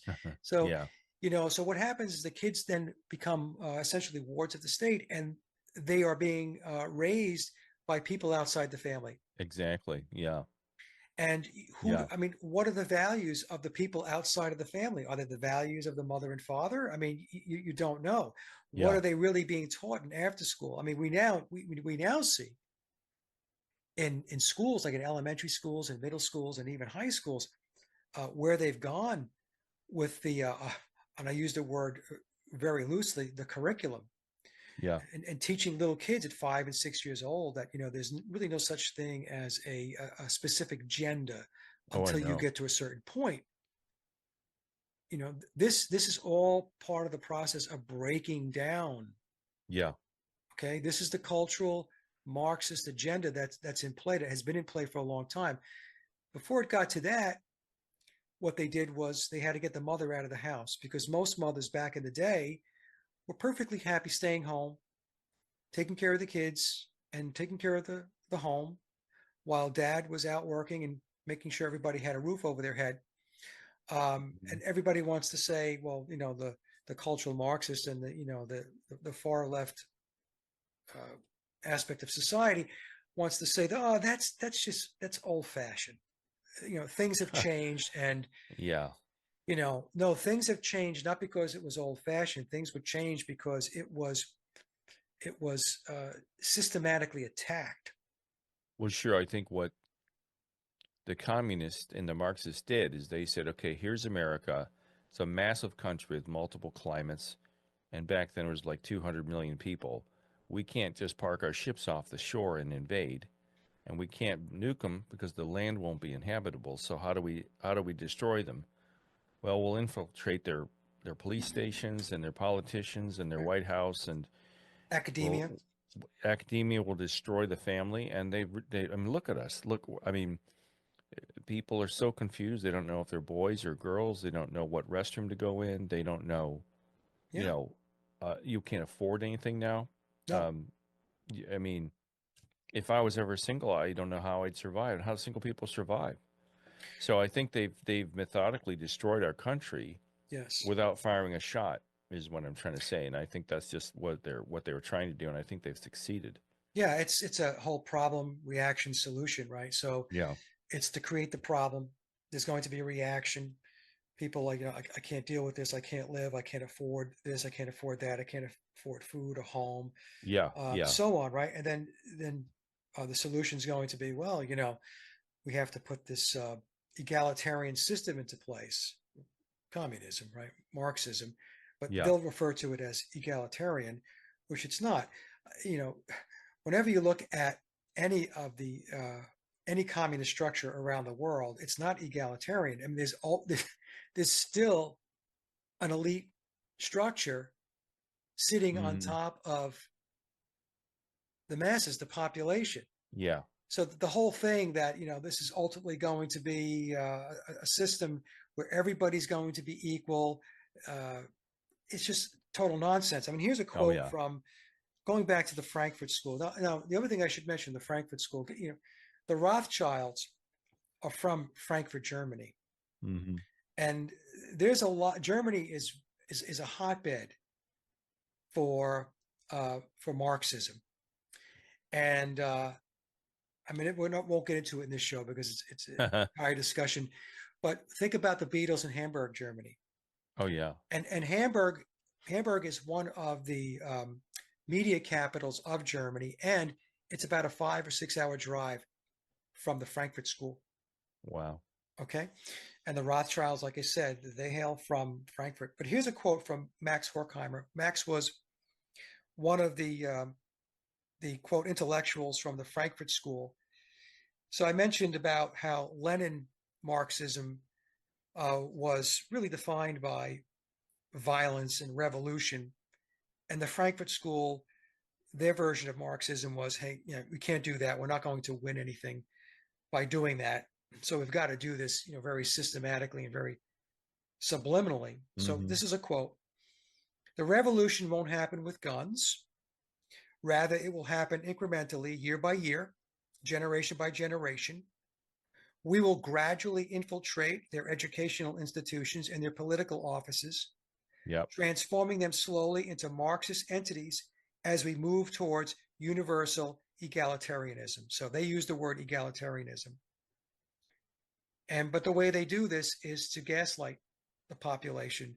They tell Oh you yeah. they either tell you what you want to hear and then do the complete opposite. We see this all the time with Oh yeah. politics, Oh yeah. all the time with politics. Or they will look challenge your thinking to the point where you start to doubt yourself, you start to question yourself, and Oh then yeah. what happens is then you start to self-sabotage. An example I use with this is when they went after the family nucleus. What the cultural Marxists did, you know, um, their program was to go to women through the media and to convince them that, why do you want to be home? Is that what you really want to do? Do you really Hmm. want to stay home and take care of your kids and take care of the home? I mean, Yeah. don't you Yeah. want to do what your husband does? Don't you want to go out to work? Don't you want to do Yeah. that? Now, a lot of women were perfectly happy with staying home Yeah. and taking on a traditional role. But what happened was it's repetition. We keep going back to repetition. Oh yeah. It was beating them Yeah. over the head over and over and over Yeah. again in the media, in Yeah. movies, in TV, in magazines like Parent S- Magazine, Sitcoms. sitcoms, Yeah. and Yeah. right, that just kept hammering away to the point where women took the bait. A lot of women took the bait. Now, to help them take the bait, what they also did was to make it very difficult to own a home and have a life on one income. So, I mean, if you can have a life and a decent home on one income, then, well, one parent can stay home. But if you can't do that and you need two incomes to be able to do that, well, there you go. Now the mom has got to leave the home and go to work. Exactly. Yep. I mean, people think that this is crazy stuff. They think that, oh, this is just conspiratory stuff, that, this guy, Mike, he's crazy. Oh yeah. And, Yeah. but, Pete, You but the, see it now. the crazy part is the people that believe that this is all coincidence. I mean, every day you wake up and you can systematically see, if you wake up, what's going on. Yeah. You can see like the levers they're pulling down or pulling up, the buttons that they're pushing, the switches that are going up Oh and yeah. down to be able to maneuver and to manipulate. Well, I don't know if you follow Candace Owens. Do you follow her at all? Occasionally, I'll listen to her. Yes. Well, she's got this whole thing where she's discovered that Kamala Harris's father was a Marxist. I think it was her father, or her grandfather. It was her father was a Marxist, and that Kamala poses as a young lady with this woman that she claims was her grandmother, but Candace discovered that it wasn't her grandmother; it was help. It was a black woman that was help or a She said it was maid. her mother. Yeah, she said it was her mother or her Yes, grandmother. it wasn't her mother in her And, book. but Yeah. anyway, Kamala's a Marxist. Yes. And she's, oh, no, no, no, I'm not. And she goes out there and cackles and laughs and tries to gaslight us. But it turns out I'm seeing all of this now. It's like, okay, they're trying to get her into office so they can perpetuate what they've been Yeah. doing for years. I don't know what Trump is. But it's funny when you start to see it all, you begin to go, well, what do I just go live in the mountains, Yeah. and build a cabin, or you see it everywhere. Well, most people don't even know what a Marxist is. They don't even know what it represents, Peter. That's the problem. So it's the term has been the term does not have the same impact as it Yeah. used to have because people don't understand the history. They don't understand going back to Karl Marx and understanding the Bolshevik Revolution in Russia, understanding the Frankfurt School and everything else, in between. But Hmm. they have a lot of terms. So Marxist, communist. You'll hear some of these politicians. Hillary Clinton used to say that she was a progressive. Well, progressive is another term for Marxist. Sure. So if Kamala Harris turns around and says, I'm not a Marxist, I'm not a communist, I'm a progressive." A progressive, I mean, in the minds of the average person means they're progressing, they're moving forward, right? And Yeah. then Yeah. they interpret that as moving forward to a better place. No, it doesn't mean that. It means progress means moving forward. It doesn't mean you're moving forward to a better place. Yeah. It doesn't mean that. Who knows where you're going to end up. The other, They don't tell you where you're going to end up. Obama was the same thing. Obama was a Yeah. Marxist progressive, and his slogan was hope and change, right? Hope and change. What does that mean? What does hope and change mean? Well, it's open for interpretation. The word hope and change means different things to different people, right? So that's why they throw these little taglines out there, and that's how they pull people in, because they know that it's leading. They're going to leave it to the person to interpret what it means. They will never define what hope means. They will never define what their version of change means. They're going to leave it to you to interpret it. And a lot of their taglines I've seen are in Marxist doctrine. I don't know if hope and change is one of them, but some of the things, their mantras are very Marxist. But part of the cultural Marxist game plan is they create slogans. Yes. Yeah. So if you research cultural Marxism and you research the Frankfurt School and these other entities that are involved in this, slogans are very important. Very important, because people grab onto slogans, and most people just parrot whatever it is that they hear from the television set. So slogans are very important for them to be able to push their agenda forward. Hey there, everybody. PT Pop here with All Four Lobes of My Brain securely bound behind my back, and welcome to another episode of PT Pop, a mind revolution, where I lead you out of the rabbit hole, one grain of truth at a time. Today, I've got a great show for you today. I've had Mike on the show a couple times before. He's had me on his show. Today, we're talking with Mike Williams, the extraordinary Beatles conspiracy researcher. And he's known worldwide. His presentations and interviews on the McCartney and the Beatles conspiracy have achieved over 5 million views worldwide.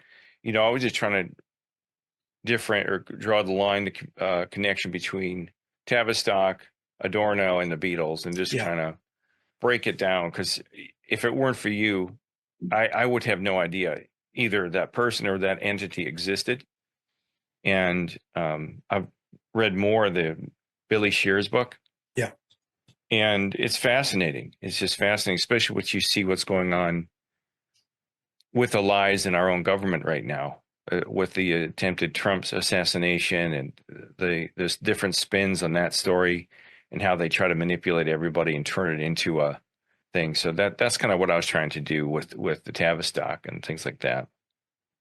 It's all controlled, Peter. At the end of the day, that's what we have to understand. And I've been talking about this for a very long time.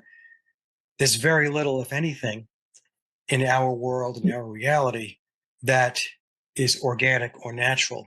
I mean, your family is organic and natural if you have children and so on. I'm talking about the interactions that we have with institutions, with politics and the media, the military, academia, all of that stuff is completely controlled, because there is an agenda. There is a one world agenda. And a lot of people used to think that that type of talk was from conspiracy theorists and tinfoil hat wearers. And now what's happened is so much is being rolled out now by the controllers that they're no longer hanging in the shadows. They're coming out into the open, and they're talking about their plans, and they're talking about where they want to go. And I point people to the World Economic Forum. Go to their website. If you think what I'm saying is crazy stuff, go read their website, because they're telling you everything that's on their agenda and where they think they're going. Let's start with Tavistock. What is that? And, where did it come from? And, I'll let you take it from there, because I think that's fascinating. Tavistock is just a fascinating entity in and of itself. We have to understand, first of all, that there is a internationalist organization and structure. That's what I try to explain that to my audience, that whenever you see the word world or international in front of some organization, that is part of the one world controlling apparatus. Okay. So as an example, we have the United Nations, United Internationalist, One World. We have the World Bank. We have the World Court. We have the Bank of International Settlements. We have the International Monetary Fund. We have organizations like the World Economic Forum, the Bilderbergs, the Trilaterals, the Council on Foreign Relations. These are all deep state internationalist organizations that are controlling the world across all ends of the spectrum. And they're run by billion, if not trillionaires, right? They're the richest people in the world run these institutions. Yes. So you have, it's all tiered. So the higher you go up the pyramid, the more shadowy and the darker these people become. As an example, one of the a very powerful yet very secret society is the Black nobility. So very few people know who the Black nobility are, who are members of the Black nobility, but they sit toward the upper tier of the pyramid. So what you have is this system is run by occultists. So when I say occultists, I'm not just talking about sorcerers, although there are sorcerers and witchcraft, those types of things are involved. What we're talking about is it's the hidden hand. So occult or occultism simply means something is hidden. So we don't know about it. So they go about their business with this hidden hand, and what they present to the public is nothing more. It's a veneer. And they tell you that that's your reality. Yeah. Behind that veneer, behind that curtain, there's the Great Oz, and there's all of these levers and buttons and all of these mechanisms that they're pulling and pushing every single day to manipulate the world to march toward their end goal. Their end goal is a one world government, one world religion. And they have been at it for a very, very long time.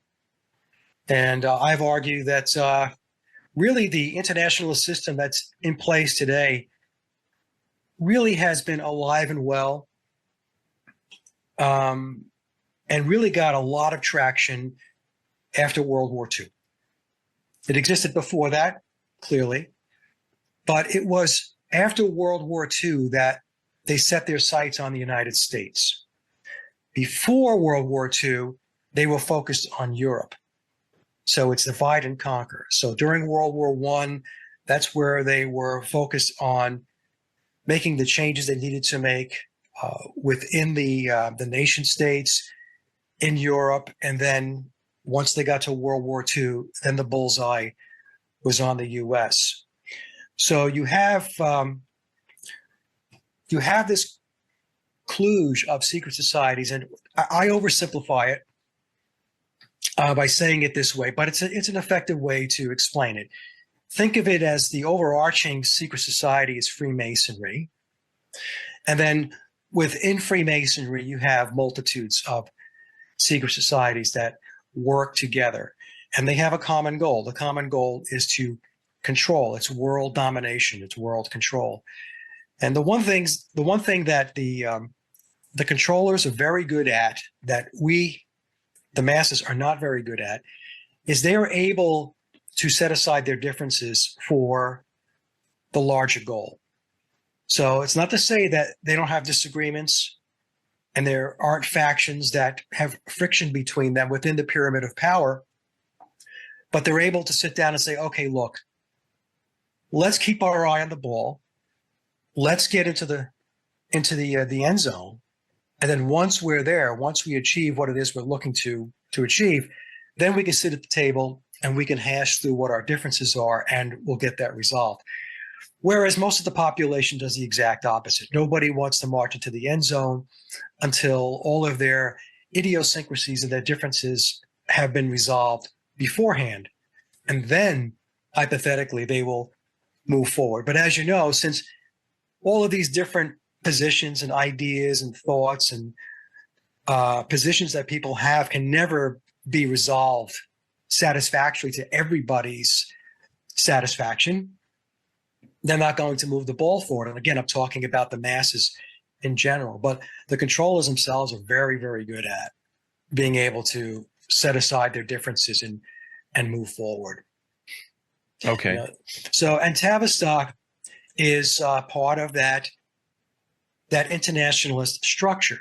So it's really not that complicated. Just think of it as it's a world government that's in place. And so the world government has its courts, it has banking for the monetary system, it has the United Nations. Well, like every corporation, they have to have their marketing, sales, and propaganda arm, right? They have to have that. Mm. So think of Tavistock in that vein. And their job is to social engineer the masses to formulate the execution of the strategies that either they develop themselves or the strategies that come down to Tavistock. So above them, there's the Committee of 300, and a great book on that, and I highly recommend people read it, is a book by John Coleman. It's titled The Committee of 300, The Conspirators' Hierarchy. And Dr. Coleman released this book in the early 1990s. I think it was 92 or 93. So it's about 30 years ago. And what you'll find is when you go through this book, it will hit you that he's talking about a level of control, Peter, that existed 30 years ago that will boggle your mind. And now it's 30 years later. Oh, yeah. It's also in this book where he talks about the Beatles being a creation of Tavistock. Now, this book is not about the Beatles. I always have to explain this to folks. The book is about the Committee of 300 and the controlling system, the controlling matrix. Okay. But so the idea of Tavistock creating the Beatles wasn't your idea. You were turned on to it by this book. Yeah. So what happened was, in the Memoirs of Billy Shears, going back maybe 2 or 3 editions ago, there was a blurb on page 350 going into page 351. And I don't know if those words are still on that page anymore. And that's Might not book. be. Yeah. Yeah. I think mine was maybe the 2018 edition, maybe. I'm not really sure. But Tom has made some updates to the book, Tom U. Harriet, who's the author / encoder. So I don't know if some of the wording and the pages have shifted around a little bit. But in any case, back when the edition I read on page 350 and 351, at the very bottom of page 350, I'll never forget this, Pete, the narrative said that George Martin was going to take their little songs, talking about the Beatles songs, their little songs, and make them famous and make them great. And when I was reading the book, I thought, well, that's kind of an interesting way to explain it. He's going to take their little songs. So in other words, the narrative was marginalizing the Beatles' songwriting. And then on the next page, it talked about the Committee of 300 and the snitch. So, I mean, I knew of the Committee of 300, and I'm looking at, and I'm reading the paragraph, and I'm thinking, the snitch. Well, I knew that the Committee of 300 was written by John Coleman. I hadn't read the book yet, but I had watched interviews that John Coleman did back in the day. There's one, in fact, that I have on my main YouTube channel. I think it goes back to the late 90s, maybe early 2000. And so I thought, is Memoirs talking about John Coleman in the book, The Memoirs of Billy Shears? So I went and bought the book, The Committee of 300, and I read it, and lo and behold, there it was.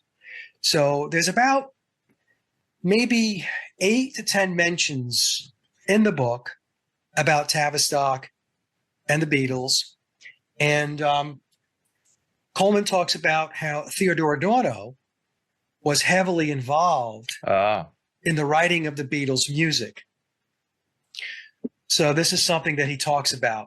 And again, I want to reiterate, the book is not about the Beatles. It's about the Committee of 300 and Tavistock and the controlling system. But because the Beatles are such a huge psychological operation, they get notable mention whenever Tavistock was discussed in the book. So who is Theodore Adorno, and what is his relation to Tavistock? Or is there a correlation between the two? Yeah. So the first thing we need to do is let's just back up and understand Tavistock, and then we'll get into Adorno. So Tavistock was an outgrowth of Wellington House, which was the propaganda arm for the British military during World War I. So Wellington House was responsible for coming up with all of the propaganda. To their first order of business was to get the British people to agree to build consensus to go to war with Germany. And this was a very tall order because the British had no reason to want to go to war with Germany. They viewed the Germans as their neighbor, and they had no issues with the Germans. And that was a big problem in the very beginning of World War I because the British were trying to march forward. They were trying to instigate the war with Germany. And the British people were stepping back and saying, we don't support this. It's the same thing that happened to the United States in World War II. And Tavistock had their hands in that as well with FDR. So Tavistock was given the mission, or Wellington House was given the mission of getting the British people on board to build consensus to go to war. And through a massive propaganda campaign, which included flyers and pamphlets saying that the Kaiser and his military were bayoneting babies and all that stuff. I mean, none of that stuff was true, but it's the same type of thing we saw with the United States during the Iraq War, where they had the diplomat's daughter at the time, and nobody told us it was a diplomat's daughter, who said that the Iraqis were taking babies out of incubators and killing them. That never happened either. So it's a very similar story. So they built this entire propaganda program, and it was highly successful. And then once the war was over, the Wellington House essentially just transitioned over to the Tavistock Clinic. Now, when it was the Tavistock Clinic, and this was 1921, if I recall, what they were doing was taking soldiers from World War I who were traumatized from the war, shell-shocked, and they were bringing them in for psychiatric evaluation and treatment.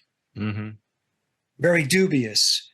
So they basically had established themselves a base of patients or subjects that they were going to experiment on from a psychiatric and psychological perspective. Now, this continued on for a very long time. Tavistock, again, as the clinic, was established in 1921, and they are alive and well today. So we're in 2024. And what I've explained to my audience is Tavistock has been in the business of social engineering and mass mind manipulation, behavioral modification for 120 years. That's a long time to be majoring something. So they infuse themselves into every facet of governments, into politics, into the corporate world, into the military, into academia. I mentioned about World War II with Franklin Delano Roosevelt. His job too was to try to get the United States to go to war in World War II, because before that, the United States was not interested in going to war, because at the time it was viewed as Europe's war. We didn't have any business being over there. So Tavistock deployed its agents. One of them was Edward Bernays, who's considered the godfather of propaganda, to the United States. And they started formulating the propaganda program under FDR to get the American public to enter into the war. And it was the same thing. We had all of these pamphlets, and remember the movie shorts when people would go to the theater Oh, yeah. about the evil Germans and all of this. And Oh, then sure. later on, it was the Japanese. This was all the doing of Tavistock. They have been at it for a very long time. They are extremely good at it. And if you go to their website, it looks like motherhood and apple pie. If you read it, I mean, you know, just for the benefit of the world and, Yeah. you know, all that stuff. But when you get into what they're really about, and let me just do this for the audience, Pete. There's two great books that I recommend for people who want to get acclimated and to get a baseline on Tavistock. The first one is Okay. this book, which was released in 2008. It's Daniel Estulin's book, Tavistock, the Tavistock Institute, Social Engineering the Masses. And the other book is another John Coleman book, a fantastic book. Coleman's exceptionally good at writing his books because he has 30-something chapters in here, but he writes his chapters very short and sweet. He gets right to the point. Okay. Okay, so it's not real dense. He makes his points and then he moves on. But this book, Tavistock Institute of Human Relations, Shaping the Moral, Spiritual, Cultural, Political, and Economic Decline of the United States of America. This is a very, very good book. And another book leading into all of this, because we're going to talk about cultural Marxism, is another book by John Coleman. He was very prolific with his writing. And this one is titled The Rothschild Dynasty. Has Coleman passed on? I believe he's very old if he's still alive. The last time I checked, he was in his 80s, and this goes back a few years ago. So I tried to locate him. I tried to get a contact for him going back about, I would say 4 years ago, and I couldn't find anything. His website was defunct because he's almost the same age as my mom. Mom's 89. So, you know, he said what he had to say, and you get older and you move on. So I don't know if he's still alive. Okay. It'd be cool to have him on as a guest. So it'd be great for yourself. A wealth of knowledge, but I could not find a good contact for him. If somebody out there is listening to this and has a good contact for Dr. Coleman, and if he's still alive, please feel free to contact me or Pete, and we'll connect with him. Excellent. So that's Tavistock, and you know, I went through it real quick, and I have some notes here. Let me just read this here. Okay. So they have far-reaching influence throughout governments, non-government organizations, otherwise referred to as NGOs. A lot of NGOs operate through the United Nations. The private business sector, so this would be your corporate world, public and private institutions, mass media, global think tanks, the military, education, and of course the music and entertainment industry. So they have their hooks into everything. Everything, yeah. So their methods to overcome obstacles is social engineering, otherwise known as brainwashing, conditioning, and indoctrination. They look to reshape and redefine values, morals, beliefs, and ethics, and to create a new culture. So the culture that most people live in today and embrace is pop culture. So pop culture was delivered to us by Tavistock and the Frankfurt School from the cultural Marxists. Okay. It's not our true culture. Our true culture would be our ancestral culture. So as an example, I'm Italian and Welsh. So from my mom's Italian side, we would have Italian traditions. And what the controllers have done was to erase and to get all of that ancestral and family traditions off the table, because that's in their way. They need everybody to be on the same page. So what they look to do is homogenize society and the culture. And pop culture does that. So, you know, what's pop culture? Pop culture is Netflix, it's hamburgers, it's hot dogs, it's beer, it's ball games. You know, that's a far cry from our heritage and our ancestral culture.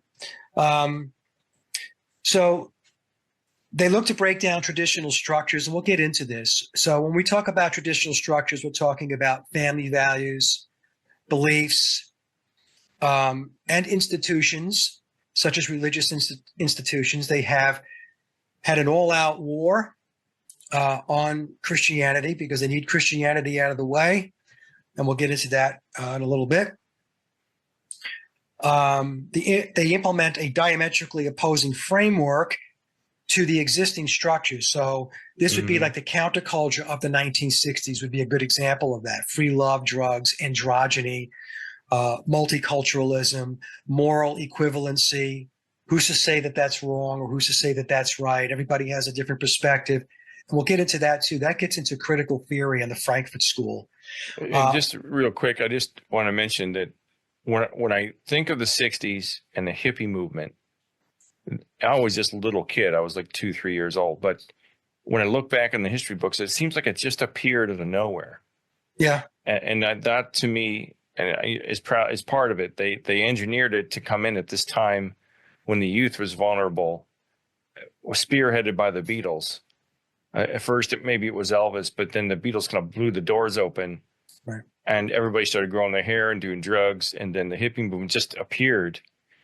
All of a sudden people got their hair down to their waist and they're smoking dope. And I even as a kid, I'm like, where did this come from? And why are people doing this? And, I even questioned things when I was really little, but I think you're getting to that. I think that's kind of what you're alluding to. Yeah. It's all scripted and orchestrated. It's engineered to happen. And we'll get into that too, because what we'll do is we'll talk about the Frankfurt School and then we'll get into the Beat movement, which was the precursor leading into the Beatles. So everything has a step on the ladder, Pete. They just don't dive into something. So it's very incremental and it's very methodical how they go about their change, because if they go about it too abruptly, then people are going to turn around and say, hold on a second, what's going on here? So they want to build it nice and slow so that you acclimate and assimilate. And they've made a lot of advances over the years. Decadence is something else that is very, very key to the Frankfurt School and Tavistock and cultural Marxism. And of course, they want to lower critical thinking. And this is all done through your media and your television shows, just to relegate people to just nonsense stuff. In Daniel Eschelin's book, he makes some very good points. And two of them that I just latched onto, he said, one of the things that Tavistock is really, really good at is creating cults. And the reason why the creation of cults is important, because cults have leaders and then you have cult followers. So even things that don't seem like a cult are actually a cult. As an example, religion is a cult. Following your bands like the Beatles is a cult. And people who follow certain entertainers and celebrities, there's a cult mentality. There's a pop culture. So the word culture has the word cult in it. And so they create all these different buckets and factions because they know that one piece is not going to fit all. So they create lots of buckets and lots of cults. But at the end of the day, they're all organized so that these cults with their cult followers march in the same direction.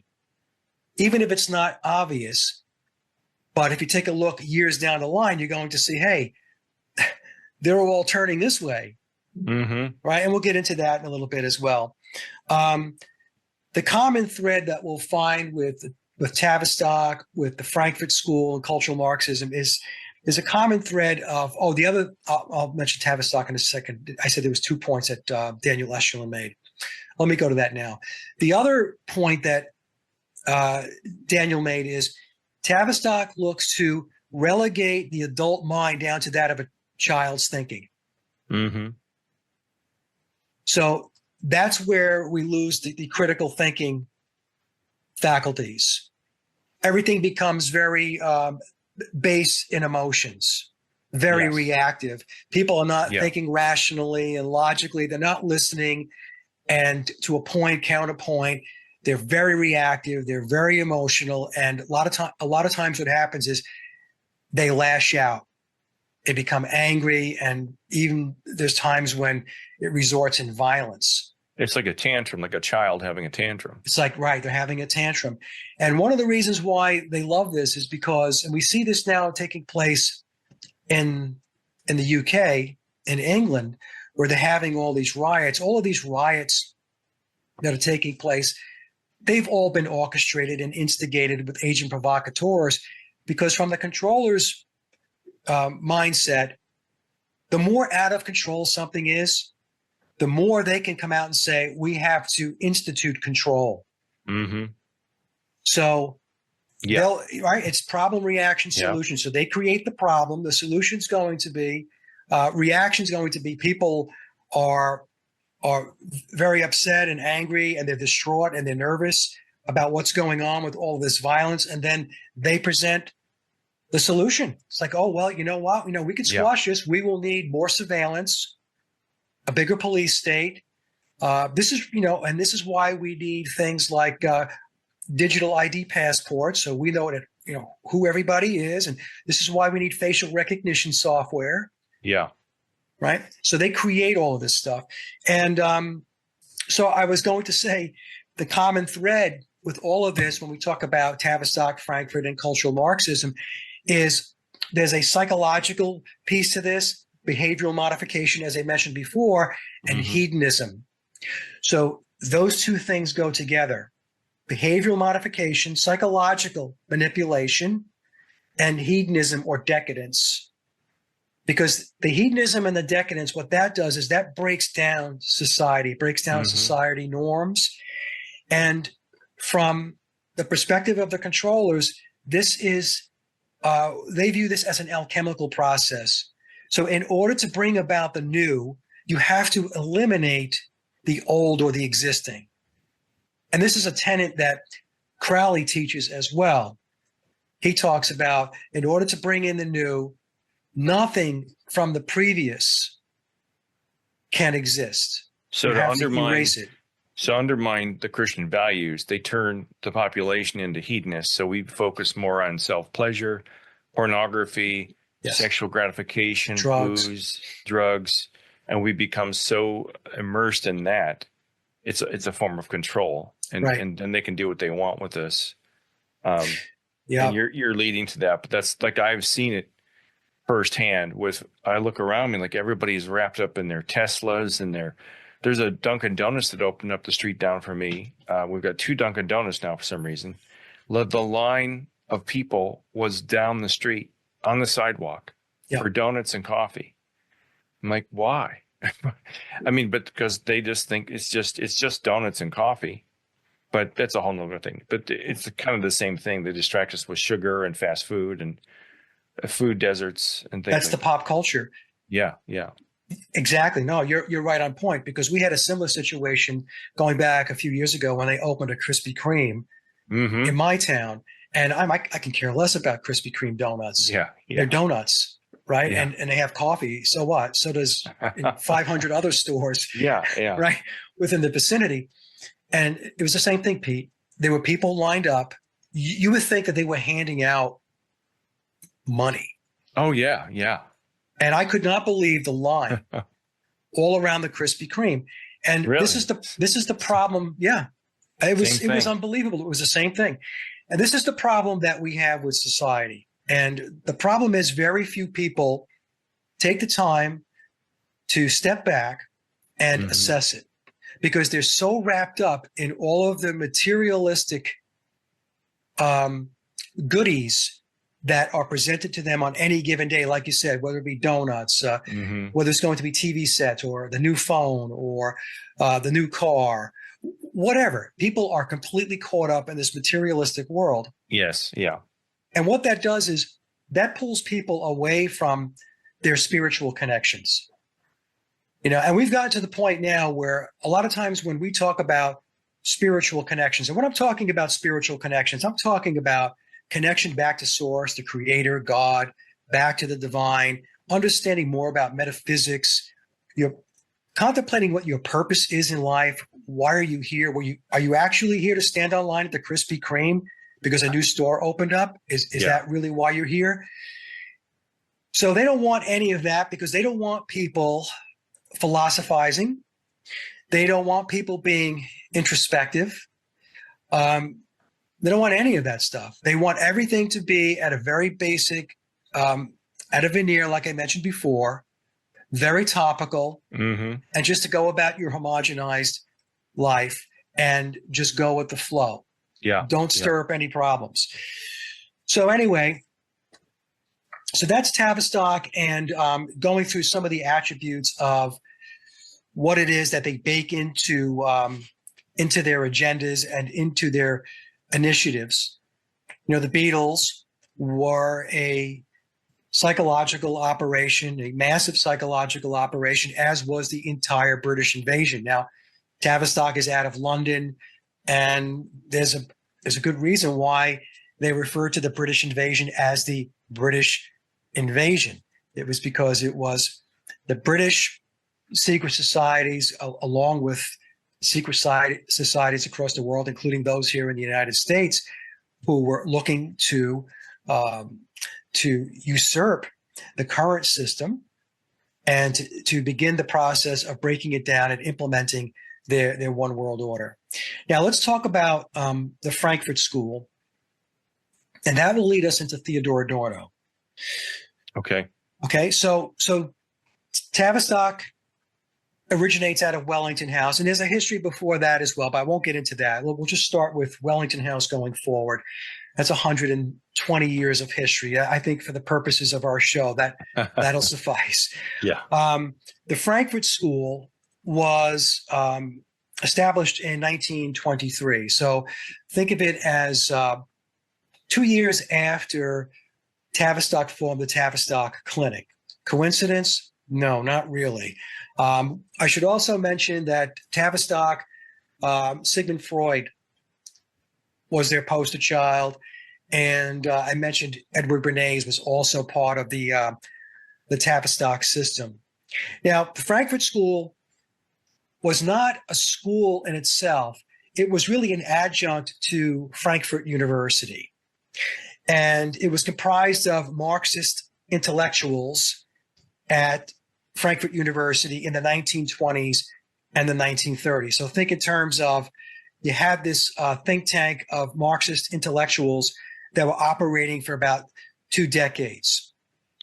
And when we talk about the Frankfurt School, they're connected at the hip with Tavistock, as is the Fabian Society, which was another secret society out of Britain that was closely aligned with the Frankfurt School, with Tavistock, and all of these other secret societies and these organizations that were looking to implement a one world order. And many of them, like the Fabians, were into eugenics big time, as were the Frankfurt School group too, but the Fabians more so, based upon my research. They were heavily into the concept of eugenics or depopulation. So when you read about the Frankfurt School, of course, when you go to Wikipedia and you go to any of the online mainstream resources, it's like Tavistock's website. It's going to read like motherhood and apple pie. You're going to think, oh, well, this doesn't seem so bad, you know? And they're going to talk in terms of being altruistic, an egalitarian world where everything is equal. There is no class structure. This is the type of stuff that you're going to read. So the question, when I was reading all this, and I was reading the books that were really digging in, the question I asked was, well, was the Frankfurt School really altruistic and egalitarian, or were they gaslighting us? And I came to the conclusion that it was a lot of gaslighting. So one of the approaches that the Frankfurt School was engaged in is to make people think illogically. So if I say black, you say white. If I say left, they say right. So if I say the sky is blue, they'll say, no, it's really not, it's green. Yeah. Right. And Yeah. the objective of the Frankfurt School and a lot of these elite organizations was to continue to push that type of dialectic in order to slowly get people to question their own logic and ability to reason. So Bertrand Russell, who is a British elitist, he died in the 1970s, a big time one world, new world order type. Here's a quote. The objective is to produce an unshakable conviction that snow is black.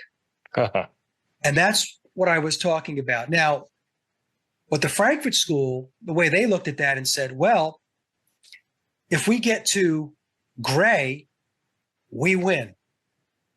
So Bertrand Russell is saying, if I can get you to think that snow is black, the Frankfurts were saying, we'll settle with gray, because once you think that snow is gray, we've won. Yeah, you've won. Right? The war for the mind. They do it all the time on the news. All the time. Well, if we go to the whole thing with transgender and telling us that a child's gender is not defined when they're born, that they have time to decide that. That's a perfect example of what we're going to get into, which is critical theory from the Frankfurt School. That's a perfect example of telling people that snow is black or that men could lactate. Yeah. It's the same thing. Yeah. So there were more than four, but there were four primary players at the Frankfurt School. There was Max Horkheimer, Theodor Adorno, Herbert Marcuse, and Erich Fromm. And they were all cultural Marxists. And they had a different approach to Marxism, Pete, than what was experienced before. So during the Russian Revolution, which was really the Bolshevik Revolution during the World War I period in Russia, that was Lenin Marxism. Lenin Marxism is denoted by violence. So they're going to achieve their goals, their Marxist goals, worldwide Marxism, by implementing war and violence. So they're going to take we're going to hit you over the head with a hammer approach to be able to get Marxism at a worldwide level. Well, the Frankfurt School cultural Marxists, Horkheimer, Adorno, Marcuse, and Fromm, these guys turned around and said, bad approach, because you're not going to win anything that way. You can't do it through violence. So you have to subvert from within. So it's a much more incremental and methodical approach to do it this way, but in the end, it's far more effective, because people won't even realize that they're being subverted and commandeered. They will just go along to get along, and a decade will go by, 20, 30, 40, 50, 60 years, and before you know it, you're in a completely different system because people completely lost perspective on the baseline. They don't remember the baseline anymore. So if we take a quote from Max Horkheimer, and I pulled this a while back. This comes from Henry Mackow's website. And by the way, Henry is Jewish, for those that, Well, Adorno was too, right? Yes, they all were. They were Jewish cultural Marxists. This is something that people don't like to talk about it, because whenever you talk about the Jewish control system, people recoil. Yeah. And they call you a Nazi. And there's no reason to recoil, because it is what it is. There's no problem with saying, you talk about a Catholic control system, or you talk about Christianity, or you talk about Hindus or Buddhists. But if you say the word Jew or Jewish, people get really nervous. And like I said, they recoil. So Max Horkheimer said the following. This is a quote. And Horkheimer was one of the leading Jewish Marxists of the Frankfurt School, which pioneered cultural Marxism.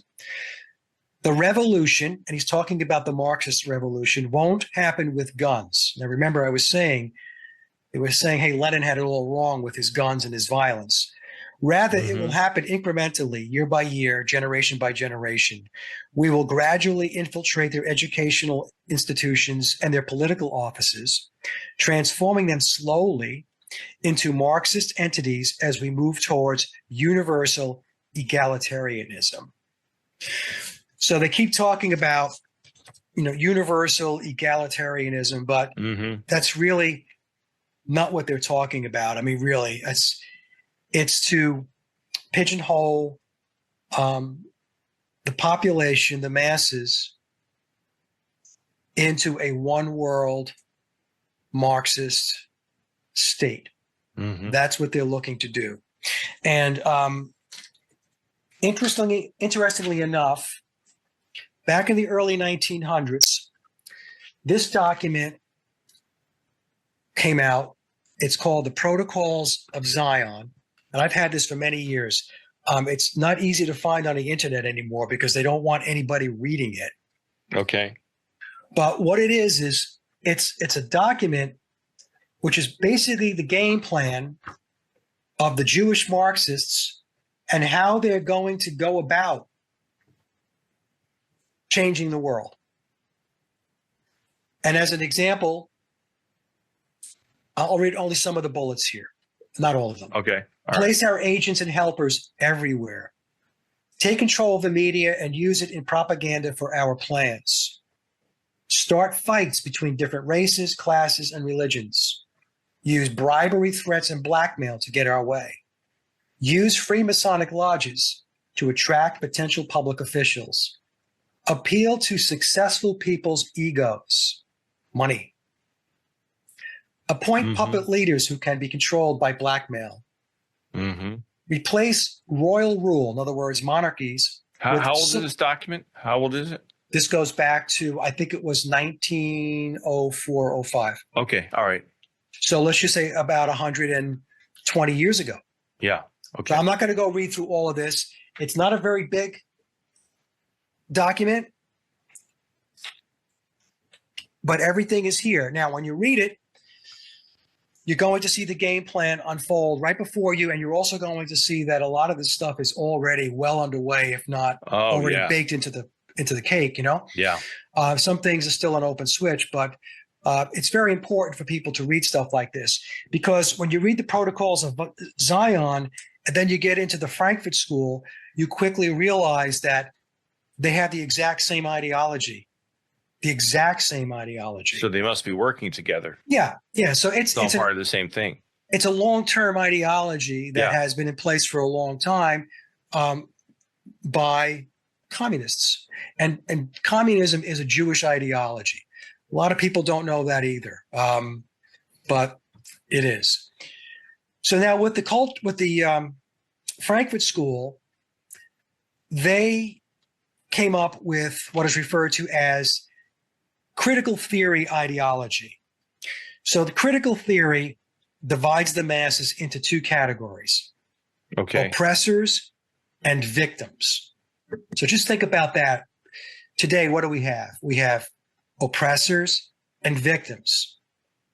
That's always the battle. It's always somebody fighting the oppressors or the man. And that goes back to the 1960s. Yeah. Okay. And they always put a hero in the mix that's going to come and save you from the oppressor. Right. That's right. I don't know if that's part of it, but it seems like there's always a guy in a white horse. It's always a guy going to come galloping in to save us all from some Donald Trump. Yeah, exactly. Elon Musk. Exactly.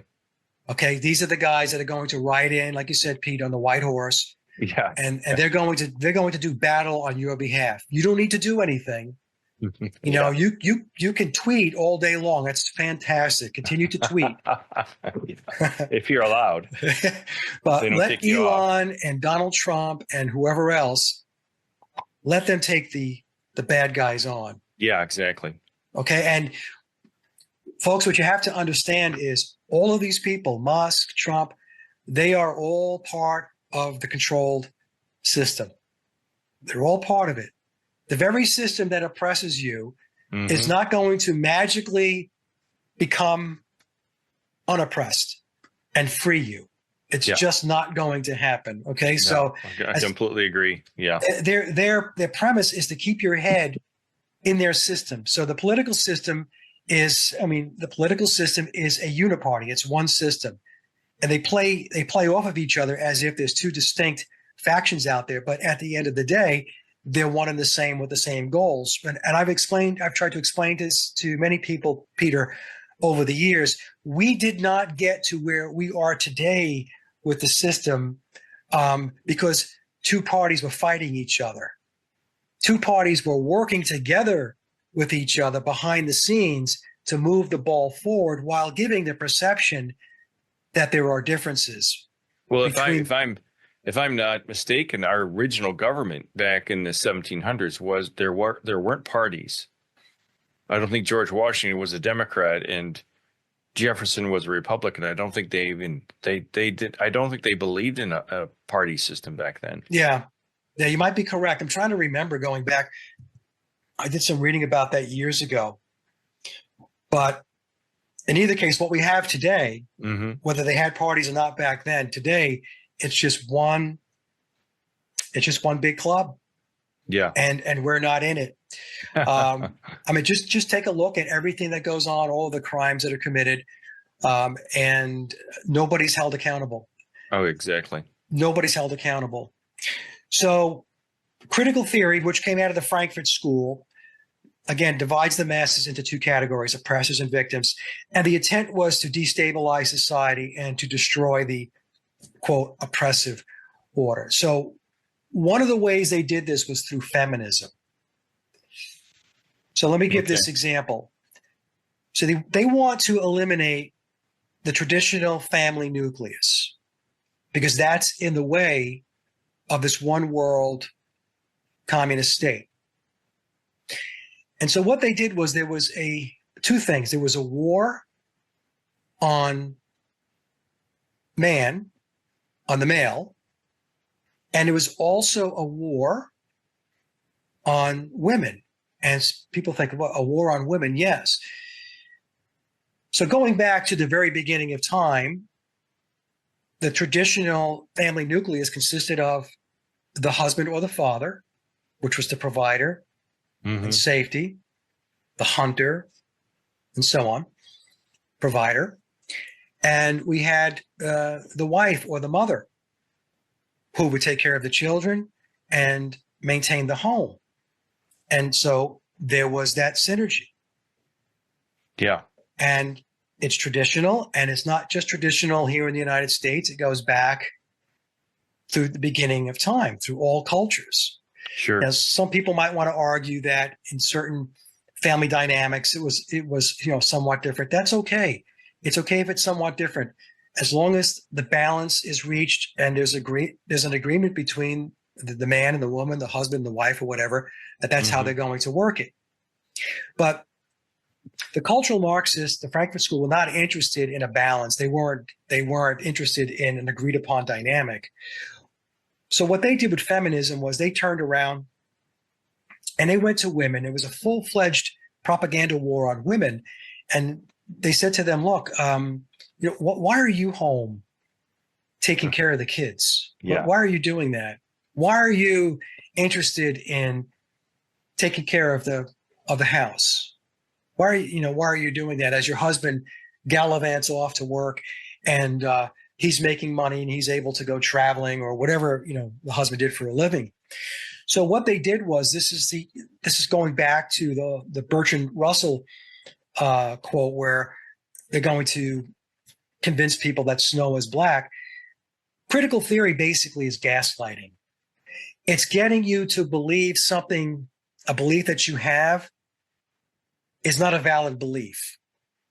Because a lot of women back in the day were saying, well, look, I'm perfectly happy being home, taking care of the household, caring for the children. I'm perfectly satisfied with doing that. So a lot of women were pushing back on this, and they just kept at it and kept at it and kept at it. And that's when they started with women's lib and getting women into the workplace, because as soon as they were able to do that, that allowed the family to begin to disintegrate.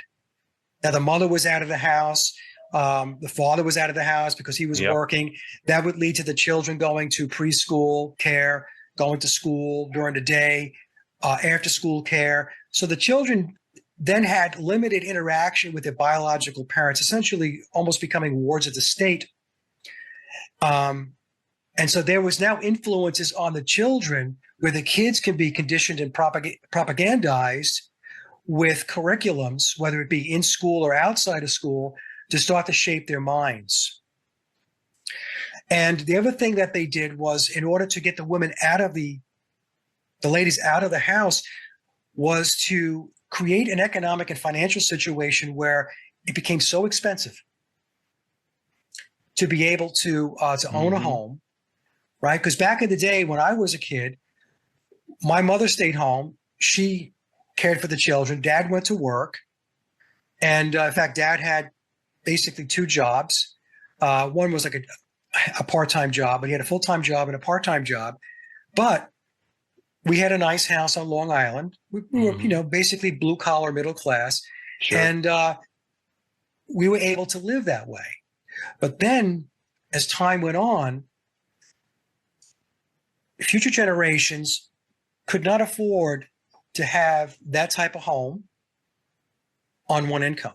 No. It couldn't happen. So that's the other thing that they did. So they have multiple levers. They have levers where they're just psychologically, screwing with people's heads and telling you, do you really want to be a mother? Do you really want to, watch kids? Do you really want to go to PTA meetings? Do you really want to do this? Don't you want to be in the workforce? Don't you want to make the same money? And then while they're doing that, they're altering the economic and financial landscape to make it necessary for the woman, in many cases, to have to go to work.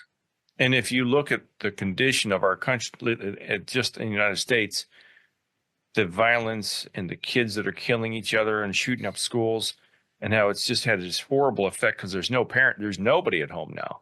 Right. Both parents are working. The kids are losing their minds. Right. And you can see where it's headed. They're trying to steer us towards, okay, things are too expensive. Now I have a feeling they're trying to push us towards this socialistic economy where the government takes care of everybody. Yeah. And we're all just like, oh, okay, yeah, if you want to give me a couple $1,000 a month, I'll be fine with that. But that was just a thought I had there. No, that's exactly where they're taking this, Peter. They're taking this to the point where, look, at the end of the day, eugenics did not go away. So depopulation is a very big item on their agenda. We'll talk about that in a little bit, because it's getting to the point where a lot of people are no longer productive in society. They're counterproductive. They're into decadence. They're into inane activities, so they're not contributing to the benefit or the health of society or the culture. They're not contributors. No. So, and this is being done by design. And at some point, like I said, we're going to see declines in the population. That's my personal belief. And I think the March 2020 event was a way to kick that off. So critical theory dissects existing societal beliefs and criticizes them in a way to redefine existing beliefs. So existing beliefs, values, and morals, which were imposed by governments, religions, etc., as oppressive, thus inhibiting human potential. So they criticize it, saying that the reason why you believe what you believe and you do what you do is because it's been imposed upon you by governments and religions. It's not because it's inherent to, it's not instinctual to your thinking. It's because somebody told you had to do it that way. Now, that's not to say that there aren't things that we're told have to be a certain way, but it's also not the case that we don't have instinctual feelings and understandings of right and wrong, as an example, of what's the right way to raise a family. And the right way to raise a family is to ensure that we have as much attention at home as we possibly can with the children and the proper education, and to be taught proper etiquette and manners, and for the mother and father to be very good role models. Now, I know that, that's a tall order because everybody's different and everybody has different experiences with their families, myself included. But that's the premise. I mean, that's really what we should be striving for. We should be striving for that. We should be striving for a more intellectual, more philosophical, a society that is based more on going with their instincts, their God-given instincts and reasoning, than all of this crap that's just being funneled through our television sets and dumped into our living rooms and just dumbing everything down. So that's the thing. So again, victims and oppressors. So with critical theory and the Frankfurt School, the oppressors are the government. It's the fascist state. You'll hear the Frankfurt School talk about fascism all the time. Adorno talks about that. He says that at work, people are producers. At home, they are consumers. That's the result of a capitalist fascist state. Now, there's a lot when you look into Theodore Adorno. There's a lot that Adorno says that, I mean, it makes sense. It resonates to a point. But then you have to take a step back and say, okay, well, Adorno said the following things. I'll take you through some of the things that he said. Okay. But then you have to lay it up against, okay, he said that. Now, where are we today? So what he was talking about didn't really transpire. It didn't. So was he gaslighting us at the time? Or was he a person that was altruistic in a way? And, let's just say, I'll play devil's advocate, that he didn't have the full understanding of where things were ultimately going down later on down the line, decades down the line. Mm-hmm. So maybe at his point in time when he was talking about this stuff, he actually believed this stuff and he thought that maybe he could help move humanity in a better direction. Maybe. Okay. So I don't want people to go all nuts thinking I'm defending the Frankfurt School or Theodore Adorno. I'm just saying that, I wasn't there. I wasn't in the man's head. All I could do is read the things that he said, and I could build a case to say that maybe that's where he was at. Although I could also make a case that says now 20, 30, 40, 50 years down the line, the stuff he was talking about really didn't transpire. So he was part of the Frankfurt School. Yes. Okay. Adorno was part of the Frankfurt School with Max Horkheimer, who I read that quote before, another guy by the name of Herbert Marcuse, and also Eric Fromm. We'll talk a little bit about Adorno in just a moment here. So the Frankfurt School recommended the creation of racial divides, continual change to create confusion, and we see this all the time. So going back to something as simple as masks work, masks don't work. Masks work, masks don't work. This was the Fauci bit. Yeah. Right? Going back and forth. This is creating confusion. Yeah. Teaching sex and alternative sexual lifestyles to children. We see that in spades today. Undermining the authority of the schools and the teachers, promoting excessive drinking and drugs, emptying the churches. Again, this is the war on Christianity. In Memoirs, it tells us that the Illuminati or the controllers declared war on Christianity on September 11th of 1962. That's when they formally put the stake in the ground and they said, okay, we're going to dismantle Christianity. The Frankfurt School advocated creating an unreliable legal system with victim bias, dependency on the state, controlling the media to dumb down, and encouraging the breakdown of the family. They promoted pansexualism, and this goes back to the cult of Pan.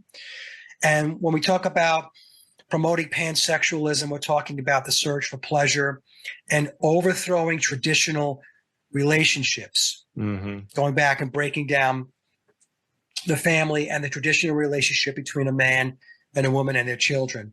They also were advocates of marginalizing the role of the father. So they wanted to abolish male, quote, dominance because men oppress women. That's their propaganda. Men oppress women. And so therefore, again, we're going back to the oppressor victim. Yes. Right? Discussion. Yeah. They advocated removing the parents as the primary educators. We talked about that. Mm-hmm. And obfuscate the difference between genders. In fact, there's a quote by Erich Fromm, who was one of the members of the Frankfurt School, and he said he was an active advocate of the matriarchal theory, and he was quoted as saying that masculinity and femininity, he claimed they were not reflections of, quote, essential sexual differences. So masculinity and femininity were not reflections of essential sexual differences, as the Romantics had thought, but were derived instead from differences in life functions, which were in part socially determined. Okay, again, so we're back to snow is black. Mm-hmm. This type of thinking. They also said that the use of music can be used to promote mental illness and destroy society. Yeah. Verses or lyrics that were set to music and repeatedly intoned are very effective. So lyrics that were repeated over and over and over again was a form of hypnosis. It was a form of indoctrination and brainwashing. Adorno had said that they could promote a culture of pessimism and despair via radio and television. And this is something that we see all the time. Anybody who sits down and watches the cable news networks like CNBC, and MSNBC, Fox News, CNN, and so on, nothing ever positive comes out of that screen, ever. Everything is pessimistic. Everything is violence and war and upheaval. It's done to create stress and anxiety and worries in your life.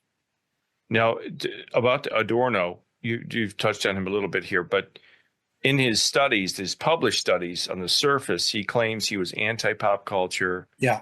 He was an avant-garde musician that wrote atonal music, not pop music. Right. So they portray him on the surface as being against all this stuff. Right. When in fact, I think he used this is my theory, he used this stuff in conjunction with the Frankfurt School and Tavistock to alter society. Yes. Because he was aware of the psychological implications of music and all the things you just mentioned. Right. So what he did was, because that question comes up a lot. People will say, well, Adorno was not a fan of pop music or jazz. What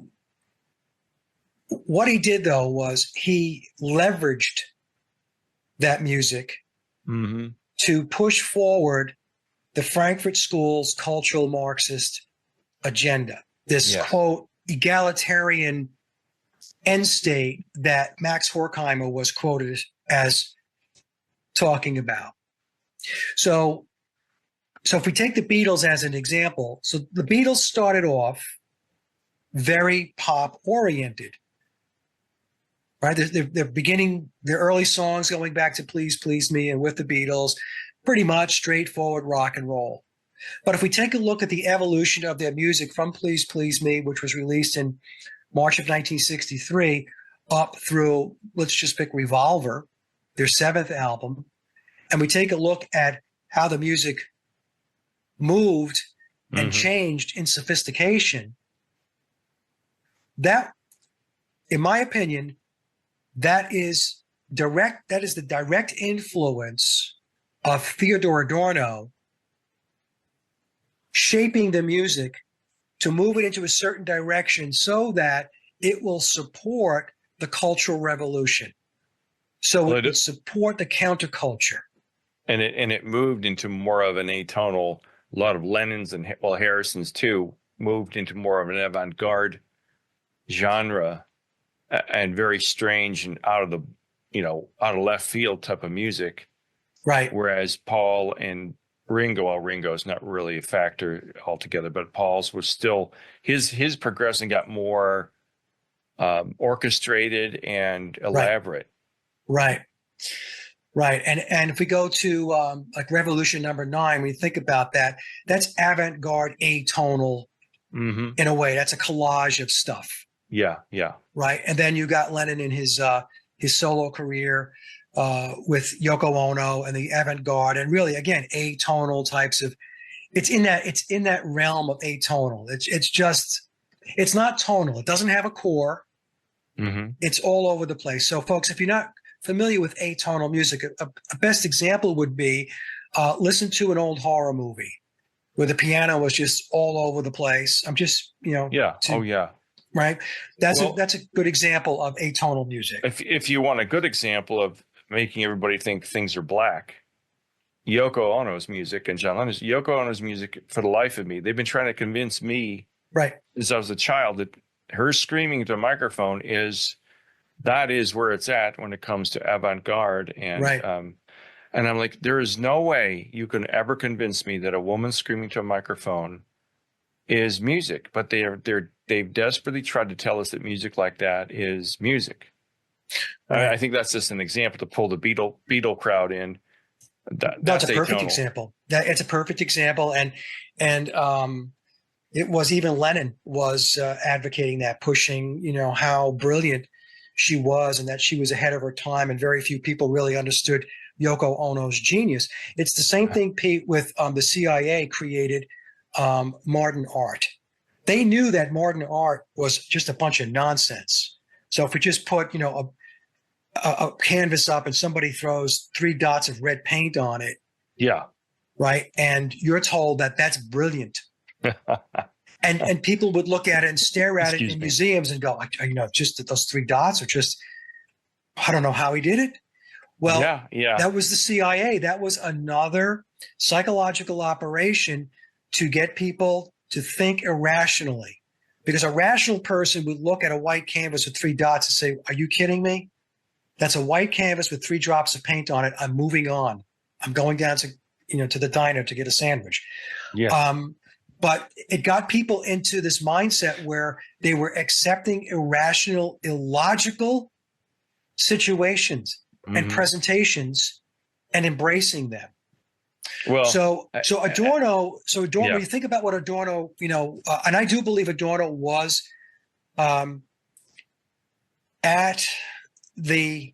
he was in a position, a very, very influential position with the Beatles music, working with George Martin. I think, if I had to say the way I think the organizational structure worked, I think George Martin reported in to Theodore Adorno. That's how I think it worked. That's that's just my opinion.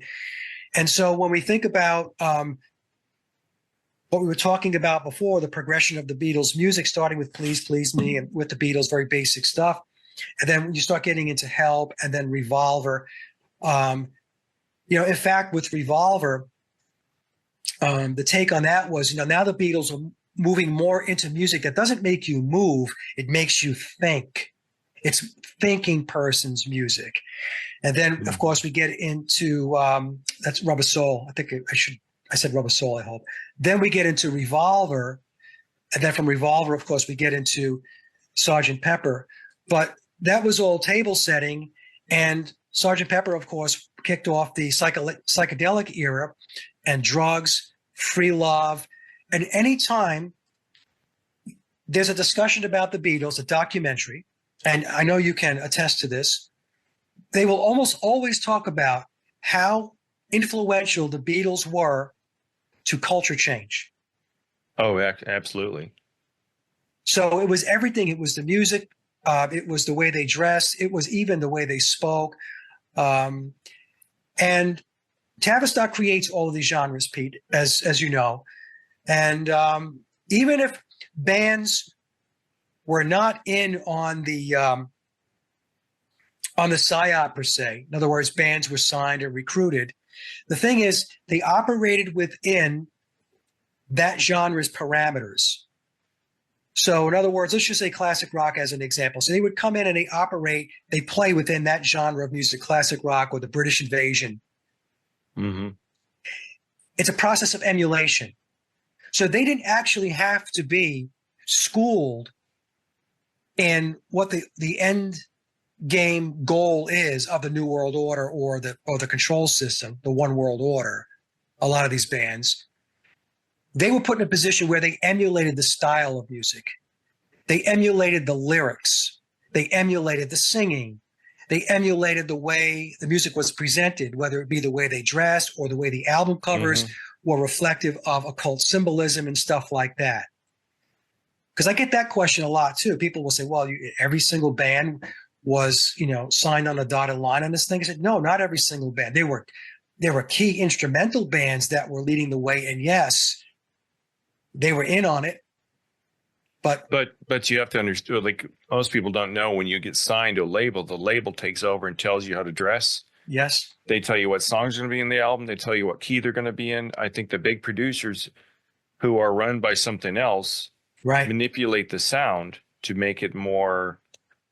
That's absolutely right. So yeah, the labels are all tied into the music and entertainment industry. It's all controlled. Yeah. And the music and entertainment industry is controlled from cradle to grave, from beginning to end.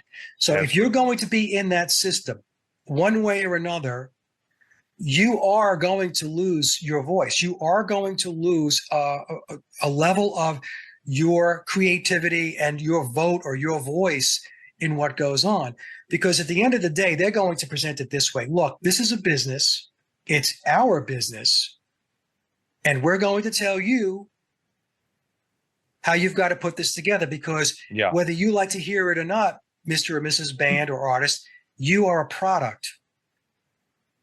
And so, so a lot of these entertainers and these musicians and these bands, they go from this whole well, we're musicians and we're all about creativity, to being told directly or indirectly by the music industry, by the labels, you're a product. Mm-hmm. It's as simple as that. And at the drop of a hat, they will bring in whoever they need to bring in, musician-wise, to record on the track. So if you're the guitar player in a band and you put a guitar track down, the producer sits down and says, "Yeah, I don't think so. I've got a guy that I want to lay down that guitar track because he or she's a much better guitar player, or I've worked with them before." Maybe it's just a matter of I've worked with them before. And there's even, it's interesting because there are even people who have YouTube channels who are in, music YouTube channels, and they're producers. Oh, yeah. I'm not going to say who they are. Yeah, I know some of them. Yeah. Yeah. And even I watch their shows, because I love the musical aspect of it as a musician. Sure. Yeah. But even they have said that they have brought people in to re-record tracks. They've hired other musicians. They've hired songwriters to write music for a particular band so that they can create content for their albums or whatever it is they're going to release. So boy, we really got off on a tangent there, or I did. Sorry. But that's okay. But what Adorno did was Adorno used the Beatles. He leveraged them, right? So he leveraged the existing system, if you will, the existing pop music. And it was very ingenious. Him and George Martin, what they did was very genius. They continued to evolve it over time until it got to the point where it was extremely effective in changing societal norms, in creating culture change. Let me stop you. So how did, let's say Martin reported to Adorno. Initially, Martin didn't like the Beatles. He didn't like their music. Right. He thought they were crap. Rubbish. So they decided somehow they blackmailed Martin or did something, got him to, but how did they know this was going to work and become the phenomenon that it became? That's where did they see something in these guys and their sound? No, I think make the sound. The decision was made several notches up the chain. So I think George Martin started working with EMI Parlophone in 1955. And by the time he was 29 years old, he was handed the label to run the Parlophone label. Parlophone is a part of EMI. And initially, I'm not convinced that George Martin was brought into the loop as to what the Beatles were going to be used for initially. Because the way it works, Pete, it's all compartmentalized. It's a need to know basis. Mm-hmm. So there are people that were developing all of this above George Martin that were formulating how they were going to make major changes in society through music. So, So the Beatles, who went, well, it couldn't have been the initial four, but the band may have been handpicked even when they were kids, right? Yeah. When they were first musicians, said, hey, these four guys, they come from this background. Lennon's perfect to manipulate his mind because he's had trauma. Paul had trauma. He lost his mother to breast cancer. I think they looked for broken people. Ringo had been hospitalized as a kid. He was kind of shattered by his childhood being so sick. Could it be they looked for people that were very susceptible to a suggestion?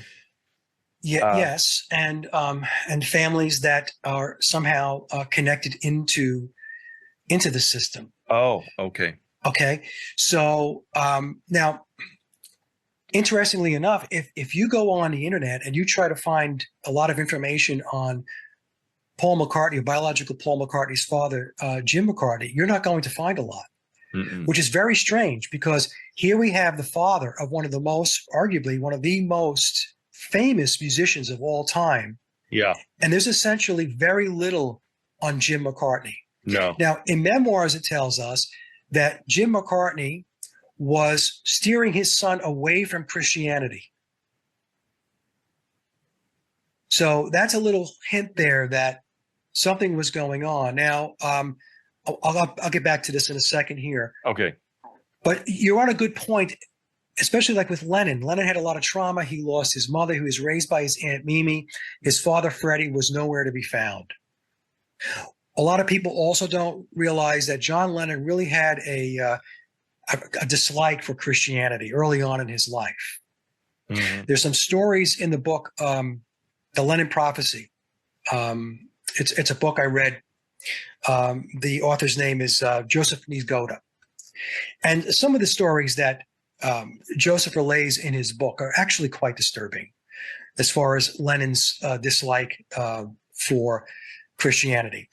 We also have these, and I've mentioned this on a number of shows, we have these images of the Beatles, primarily Paul McCartney, George Harrison, and John Lennon, associated with bird cages. Now, birdcage symbolism in Illuminati speak refers to mind control subjects. So I have images where Paul McCartney and George Harrison have the bird cages on their heads. Mm-hmm. And then I have another image of John Lennon in a Superman shirt leaning up against the side of a bird cage. Now, the Superman shirt is interesting because that goes back to Crowley and that goes back to Nietzsche. And it's referred to as the Übermensch, the superhuman. And this is something else that the controllers are very much into, the development of the superhuman, the transcendent human. And Superman was written here in Cleveland by two Jewish men. Yes. And it's basically a Jewish story of, I can't remember the exact story, but it's nothing about Krypton and all that stuff. It's about Moses or something. It's a lot of Jewish symbolism in Superman that they don't talk about, but I'm sorry, go ahead. No, that's okay. So we have to, so when I see this type of symbolism, what comes to mind is that the Beatles, in all likelihood, going back to your point, they were it's possible they were in some kind of program early on in their lives, mm-hmm. and that they were being handled and groomed. Of course, now when you're a young kid, you're unaware of this stuff, but you are being handled and you are being groomed, and you are having experiences and you are doing things which culminate to a certain point in your life when the switch is thrown and you're brought in for the next phase or the next stage of what's going to go on. And so I believe there was a whole phase with the Beatles being groomed and handled prior to going to Hamburg. And once they got to Hamburg, that was another phase or another stage of their grooming and their handling. I mean, when we think about, they connected with Stuart Sutcliffe, right? We're told, had a relationship with Astrid Kircher, the photographer. Well, she connects up with the Beatles. I think it was in late 1960s. And she starts taking all of these artsy photos of the Beatles. But back during that time period, when the Beatles hit Hamburg back in August of 1960, they were a non-entity. They were not good musicians. They weren't writing songs.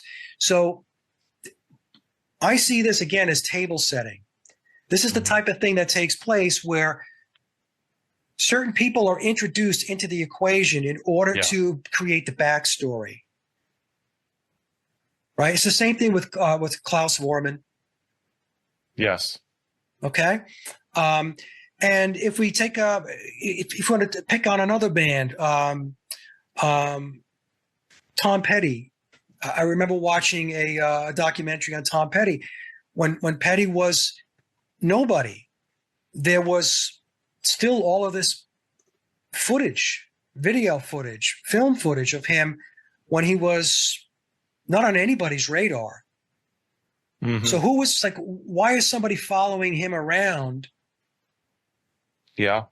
Filming him when, the chances that he was going to become famous is like anybody else. I mean, it's a million to one shot, right? I mean, I'm talking about from a public perspective. Of course, if he's on somebody's radar, it's not a million to one. Yeah. So you have to start asking yourselves that question. Gordon Lightfoot was another one. I remember watching a documentary on Gordon Lightfoot, and when he was up in Canada and he was doing his shows in these bars and doing his gigs, there was all of this film footage of him, Peter, and really artsy types of footage where they're shooting from the ground up. Oh, really? Certain angles. And, I was watching this with my wife, and the question we asked ourselves is, who's filming this, and why are they filming this? So this is the type of stuff that we see, and it's difficult for a lot of people to get their heads wrapped around because people just can't think in terms of that much planning that far in advance. But there is that much planning that far in advance. And like I said, because many times the families of these people are somehow or usually tied in to the system, into the military, as an example, into intelligence. Exactly. So anyway, boy, oh boy, I really took us off on a little ride there. I took you off the trail okay. You're on. So anyway, I think going back to what you were saying about Adorno, he wasn't a fan of pop music and all that stuff, but he was leveraging it. He was leveraging it in order to be able to push the agenda forward. He was not going to be able to push the agenda forward by coming out with atonal music and then trying to get people to enjoy it, like it, play it, buy it. That was never going to happen. Atonal music is very, very difficult, in my opinion, to enjoy. Yeah. It's very, it has a lot of tension, a lot of stress. It doesn't have moments of release. And so it's not anything enjoyable to listen to. So what he did was he leveraged the existing system to push the ball forward. Now, Frankfurt's network extends into eugenics. I talked about the Fabians before, population control, sexual and family law reforms. It's linked to publishing houses, medical and educational and research establishments, women's organizations, marriage counseling, governments, etc. So the Frankfurt School, like Tavistock, are embedded within the very fabric of our institutions within society. And the Frankfurt School and Tavistock are connected at the hip, as well as Tavistock was also a highly financed, still is to this day, by the Rockefellers. And the CIA is one of Tavistock's largest clients. Wow, I didn't know that. Yes. So again, folks, these books, Coleman's book on Tavistock, he goes through a lot of this, and Daniel Eschulin's book. I can only do so much as far as taking you through this stuff, but yeah. So that's the deal with Theodore Adorno. I've struggled with Adorno a little bit, Peter, because, like I said, was there this piece of him that there was an altruistic aspect of him where he actually thought that he was going to somehow achieve the goals of the human potential movement of the 1960s with Willis Harman, who was was a peer of Theodore Adorno's, and Willis Harman was behind the human potential movement and the Aquarian conspiracy. The Aquarian conspiracy was what was behind the counterculture of the 1960s. So I don't know, but it certainly didn't work out that way. And so when we go from the Frankfurt School, and another connection point leading into the Beatles, I mentioned earlier, was the Beat movement. So the Beat movement were cultural Marxists as well.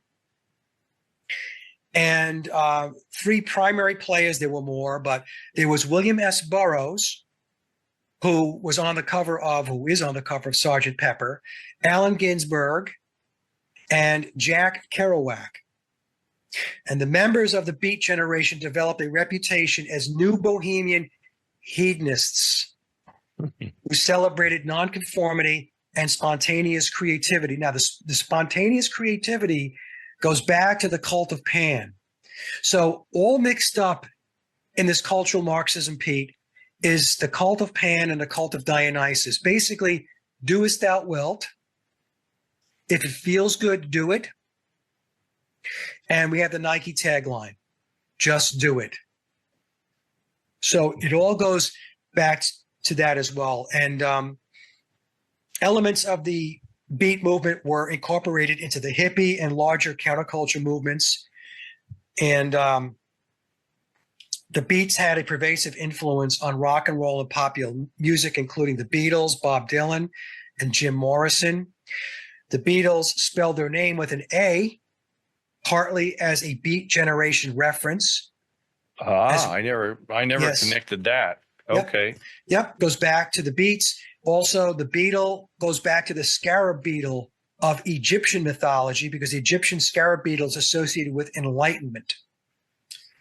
And John Lennon was a fan of Jack Kerouac. And as I mentioned, the Beatles put William S. Burroughs on the cover of the Sgt. Pepper album. Mm-hmm. So, of course, that again led us into the Beatles. And the Beatles were really the first manufactured band to come out with a full-fledged mission of social engineering. They were the bedrock, and other genres were built upon the Beatles. Even genres which people think are completely unrelated. The Beatles are the foundation of the house. So your roof may not look like your basement, but without that basement, you wouldn't have the roof. It's all connected. It's all connected. Yes. Well, I think what I've always wondered is I said when we first met, is why did the Beatles have such an influence on me? How did they take me by the throat as an 8-year-old kid, and I couldn't look away? And, I wondered if there's anything in the music, especially newer music, where there's some type of hidden tone, like a hertz or something that makes it hypnotic, because I listened to Crosby, Stills, Nash and Young's album. They're one of their first albums. And I, as a grown man, I can't listen to it, because every time I hear it, I go into like I'm high. Like I'm just like, whoa. I'm like, oh, this is not right. Why would this music do this to me? And I've always wondered, what is it about this genre that took young people's mind like mine and just totally threw me? I mean, I was off in the woods until I was in my 30s, obsessed with the Beatles. I mean, if you met any of my family or friends from that era, they would tell you I was a lunatic for the Beatles, and I would get into fights with people that they were the best band.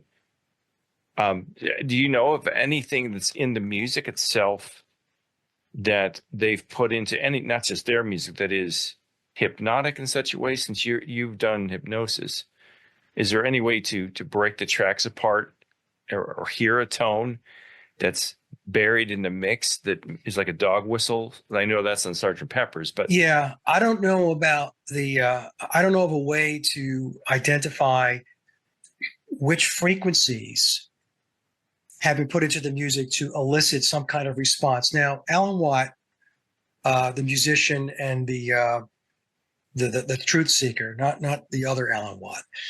okay, yeah. I had Alan. I had a quote of his. He was actually not a quote, but it was an interview.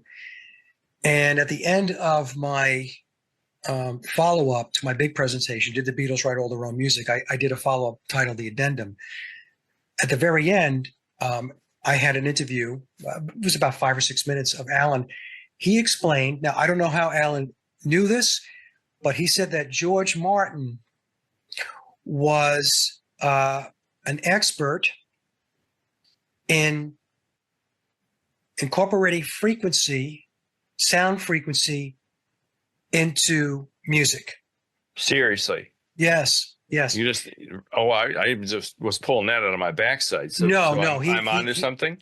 Yeah, you're onto something. So okay, he talked about this, and like I said, I don't know how Alan knows this. So this tells us, if Alan is correct, and I suspect he probably is, this tells us what I've always suspected, that George Martin was more than just a producer.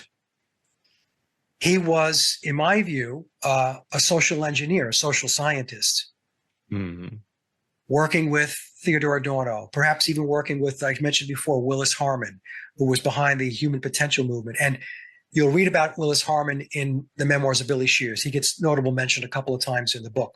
Okay. So I think all of these guys, Pete, they were all on the same page, and they were all working for the same company with the exact same objectives.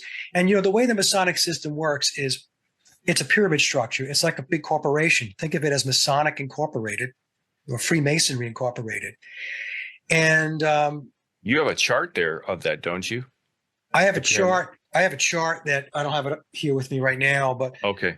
A person by the name of Dylan Monroe, I stumbled upon this going back about 2 months ago, and he put together a pyramid of power.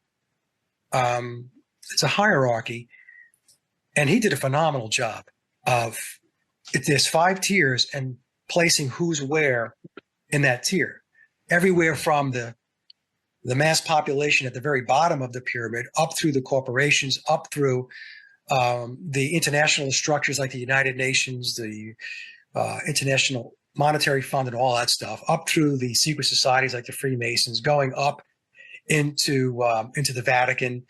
And by the way, he shows that Aleister Crowley's religion of Thelema, which is Luciferianism, which is the cult of Pan, is very high up that pyramid, as I had surmised by doing my own research. So I was very happy to see that I don't know Dylan at all. I just happened to come across his work when he placed Thelema that high up into the 3rd tier of the pyramid. I said, well, there you go, So, so this pyramid, the way it works is, like I said, it's just like a corporation. Whenever there's a project or there's an initiative or there's some kind of an agenda that needs to get done, they tap their resources, their network, for the best skilled people to pull together whatever it is they're looking to do. And that's what I think happened with George Martin. So I think initially George was not brought into the fold because at that point, there was not a need to know. But the Beatles, unbeknownst to him, were being brought along by levels above him. And so when it was time to bring the Beatles in under his wing, that's when he was told, you're going to take them on.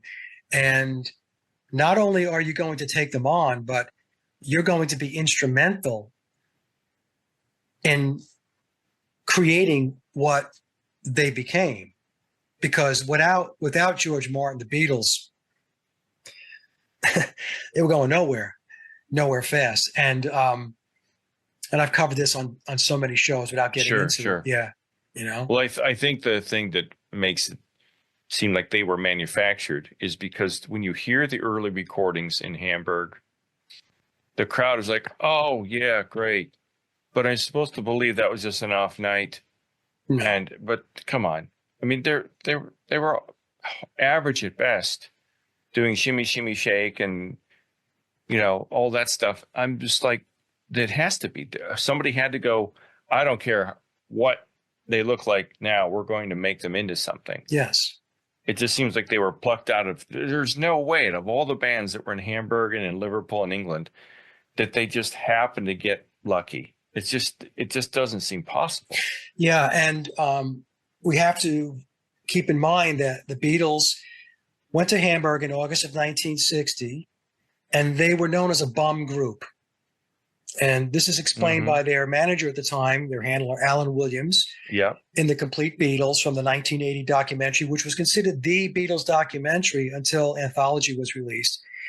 And so from August through December of 1960, the Beatles basically banged around Hamburg. It was the red light district. There was lots of booze. There was lots of drugs. There was lots of prostitution. In fact, again, the book Lennon Prophecy, Joseph Niezgoda goes into this. The Beatles were treated for sexually transmitted diseases, STDs.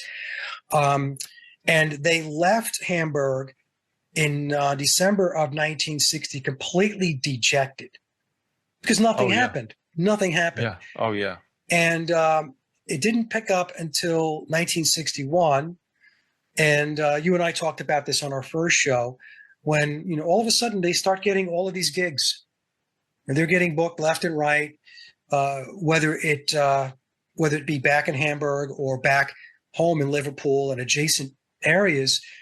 And this is a band that really had phenomenal skills musically. Yeah, exactly. And no songwriting ability, Pete. I have a quote from George Martin where he said that it was not evident. It was not obvious. Yeah. That they were songwriters. So, there's so much with the Beatles story. There's so much that the thing is, but when you talk about this, you're one of the very small percentage of people that actually are objective and have an open mind to this stuff. So many people just absolutely shut it down because, like I said earlier, what does Tavistock create? It creates cults, and nobody wants their cult belief system to be questioned. Nobody. Oh, I know. Nobody. And it's a shame too, because I try to explain to folks, it's okay to question it. Your life will be okay afterward. It really will be. Well, I think the thing with me is I started thinking about some of the music of theirs when I was a kid that I didn't like I've told you, Love Me Do. That song, if it dropped off the face of the earth, the world would be a better place. But when I was little, I talked myself into going, yeah, I love this song. And even songs I couldn't stand, like Tomorrow Never Knows and Number 9, I eventually was like, oh, this is amazing. Yeah. I'm like, wait a minute, what happened? And it's like cigarettes or booze. When you have your first beer, my first beer tastes like crap. And I didn't want to drink it again, but I could laugh and be more lighthearted and hit on girls. It's just like you talk yourself into liking garbage. Yes. And I don't know if that's all part of the process, but I also noticed that I've got a 2019 Subaru Forester. Every time I turn on the ignition, the radio comes on. I'm like, why? Why does the radio have to come on to the last song, last station I listened to? And I thought, and then we were at a mall over on the east side of Cleveland, and everywhere you went in this mall, there was music outside, and it's an outdoor mall. There's speakers on the sidewalk. You hear classic rock all over the place. You go in the stores, classic rock all over the place. Like, why are we constantly awash in music in this culture, and CNN and Fox and the airports? And I started to question all this. I'm like, well, wait a minute. Why do we constantly have to be barraged with music and messages? And we're now walking. Well, this isn't a billboard. You've got your Gretsch hat on. No offense to you and Gretsch, but we're walking billboards. They've got us promoting their agenda with logos, the Nike logo or Reebok or whoever it is. And I was like, what? Nobody else notices it. Everyone else, so what? Your radio turns on when you turn on the car. Just turn it off. But that's not the point. There's a reason why they do that. Why is it doing right? That's right. I don't think it's by coincidence or convenience. So people have to stop thinking in terms of coincidence all the time. Oh yeah. I mean, there are coincidences. I mean, there's no question. But the thing is, it's about pattern recognition, and we do have to take a step back and take a look at where the world is at. And you have to ask yourself the question: be honest with yourself. Be objective and say, do you like what you see? Does this seem normal to you? And it's, I'll answer from my perspective. No, it is not normal. There's a tremendous amount of dysfunction and decadence, and it's completely upside down. The entire political system is a clown show. Oh, yeah. It's really bad. It's really bad, and people are still playing in it. People are still cheering it on and believing in it. And I don't know. People who are critical thinkers, people who could think clearly, they're a very small percentage of the population. And a lot of times we sound like lone wolves, howling at night. Yeah. Oh, yeah. Nobody wants to hear when we say, hey, I don't know about that guy or whatever. People don't want to hear it. People love to worship. They love to follow. They want to have their heroes. Yeah. That's what they want. That's what they want. And I've got a podcast on Mind Revolution where I say, be your own hero, because no one's coming to save you. No. Donald Trump is not going to save us or keep illegals out. I mean, he didn't do it the first time. Why does anybody think he's going to do it this time? I just don't understand. I hate to pick on my wife, but she watches these reality TV shows and they come on, and I tell her, I say, there's a whole camera crew that these women, do you ever watch New Jersey Housewives or any of those horrible shows? It's just these really horribly done up women with plastic implants and boobs hanging out, and they bitch and scream at each other and cry and get drunk and all this stuff. And I said to Meg, I said, there's a whole camera crew behind the scene here. This is not reality. There's grips and gaffs and cameramen and producers and sound techs. There's no way it's spontaneous. And if they don't do it right the first time, they say, cut. Okay, Gene, say that. Call that girl a prostitution whore with more intensity. All right, let's do it again. And she's like, yeah, I know that, but I just like watching it. And when you watch her watch it, it's like she becomes a child. Yes. I watch, she goes into this little world, and I just sit and watch her. I just horrified at, how she's so bedazzled by these TV shows, and her mother watches them too. Remember what I told you, that one of their tactics is to reduce adult thinking to a childlike state. Yeah. I mentioned that when we did the last interview about all the cartoon animals they used to entertain us with insurance companies and things like that. And we talked about the Beatles Now and Then video, which looked like it was, it was like a Sesame Street episode. It was all this silly, goofy stuff. And if you watch the comments or you read the comments under that video, it's amazing. You have adults just fawning over this stuff and reacting like children and writing out childlike comments. It's just absurd. Yeah, they're in tears. They're choked up. They're verklempt because they've got, and I used to be I still get like that over some music.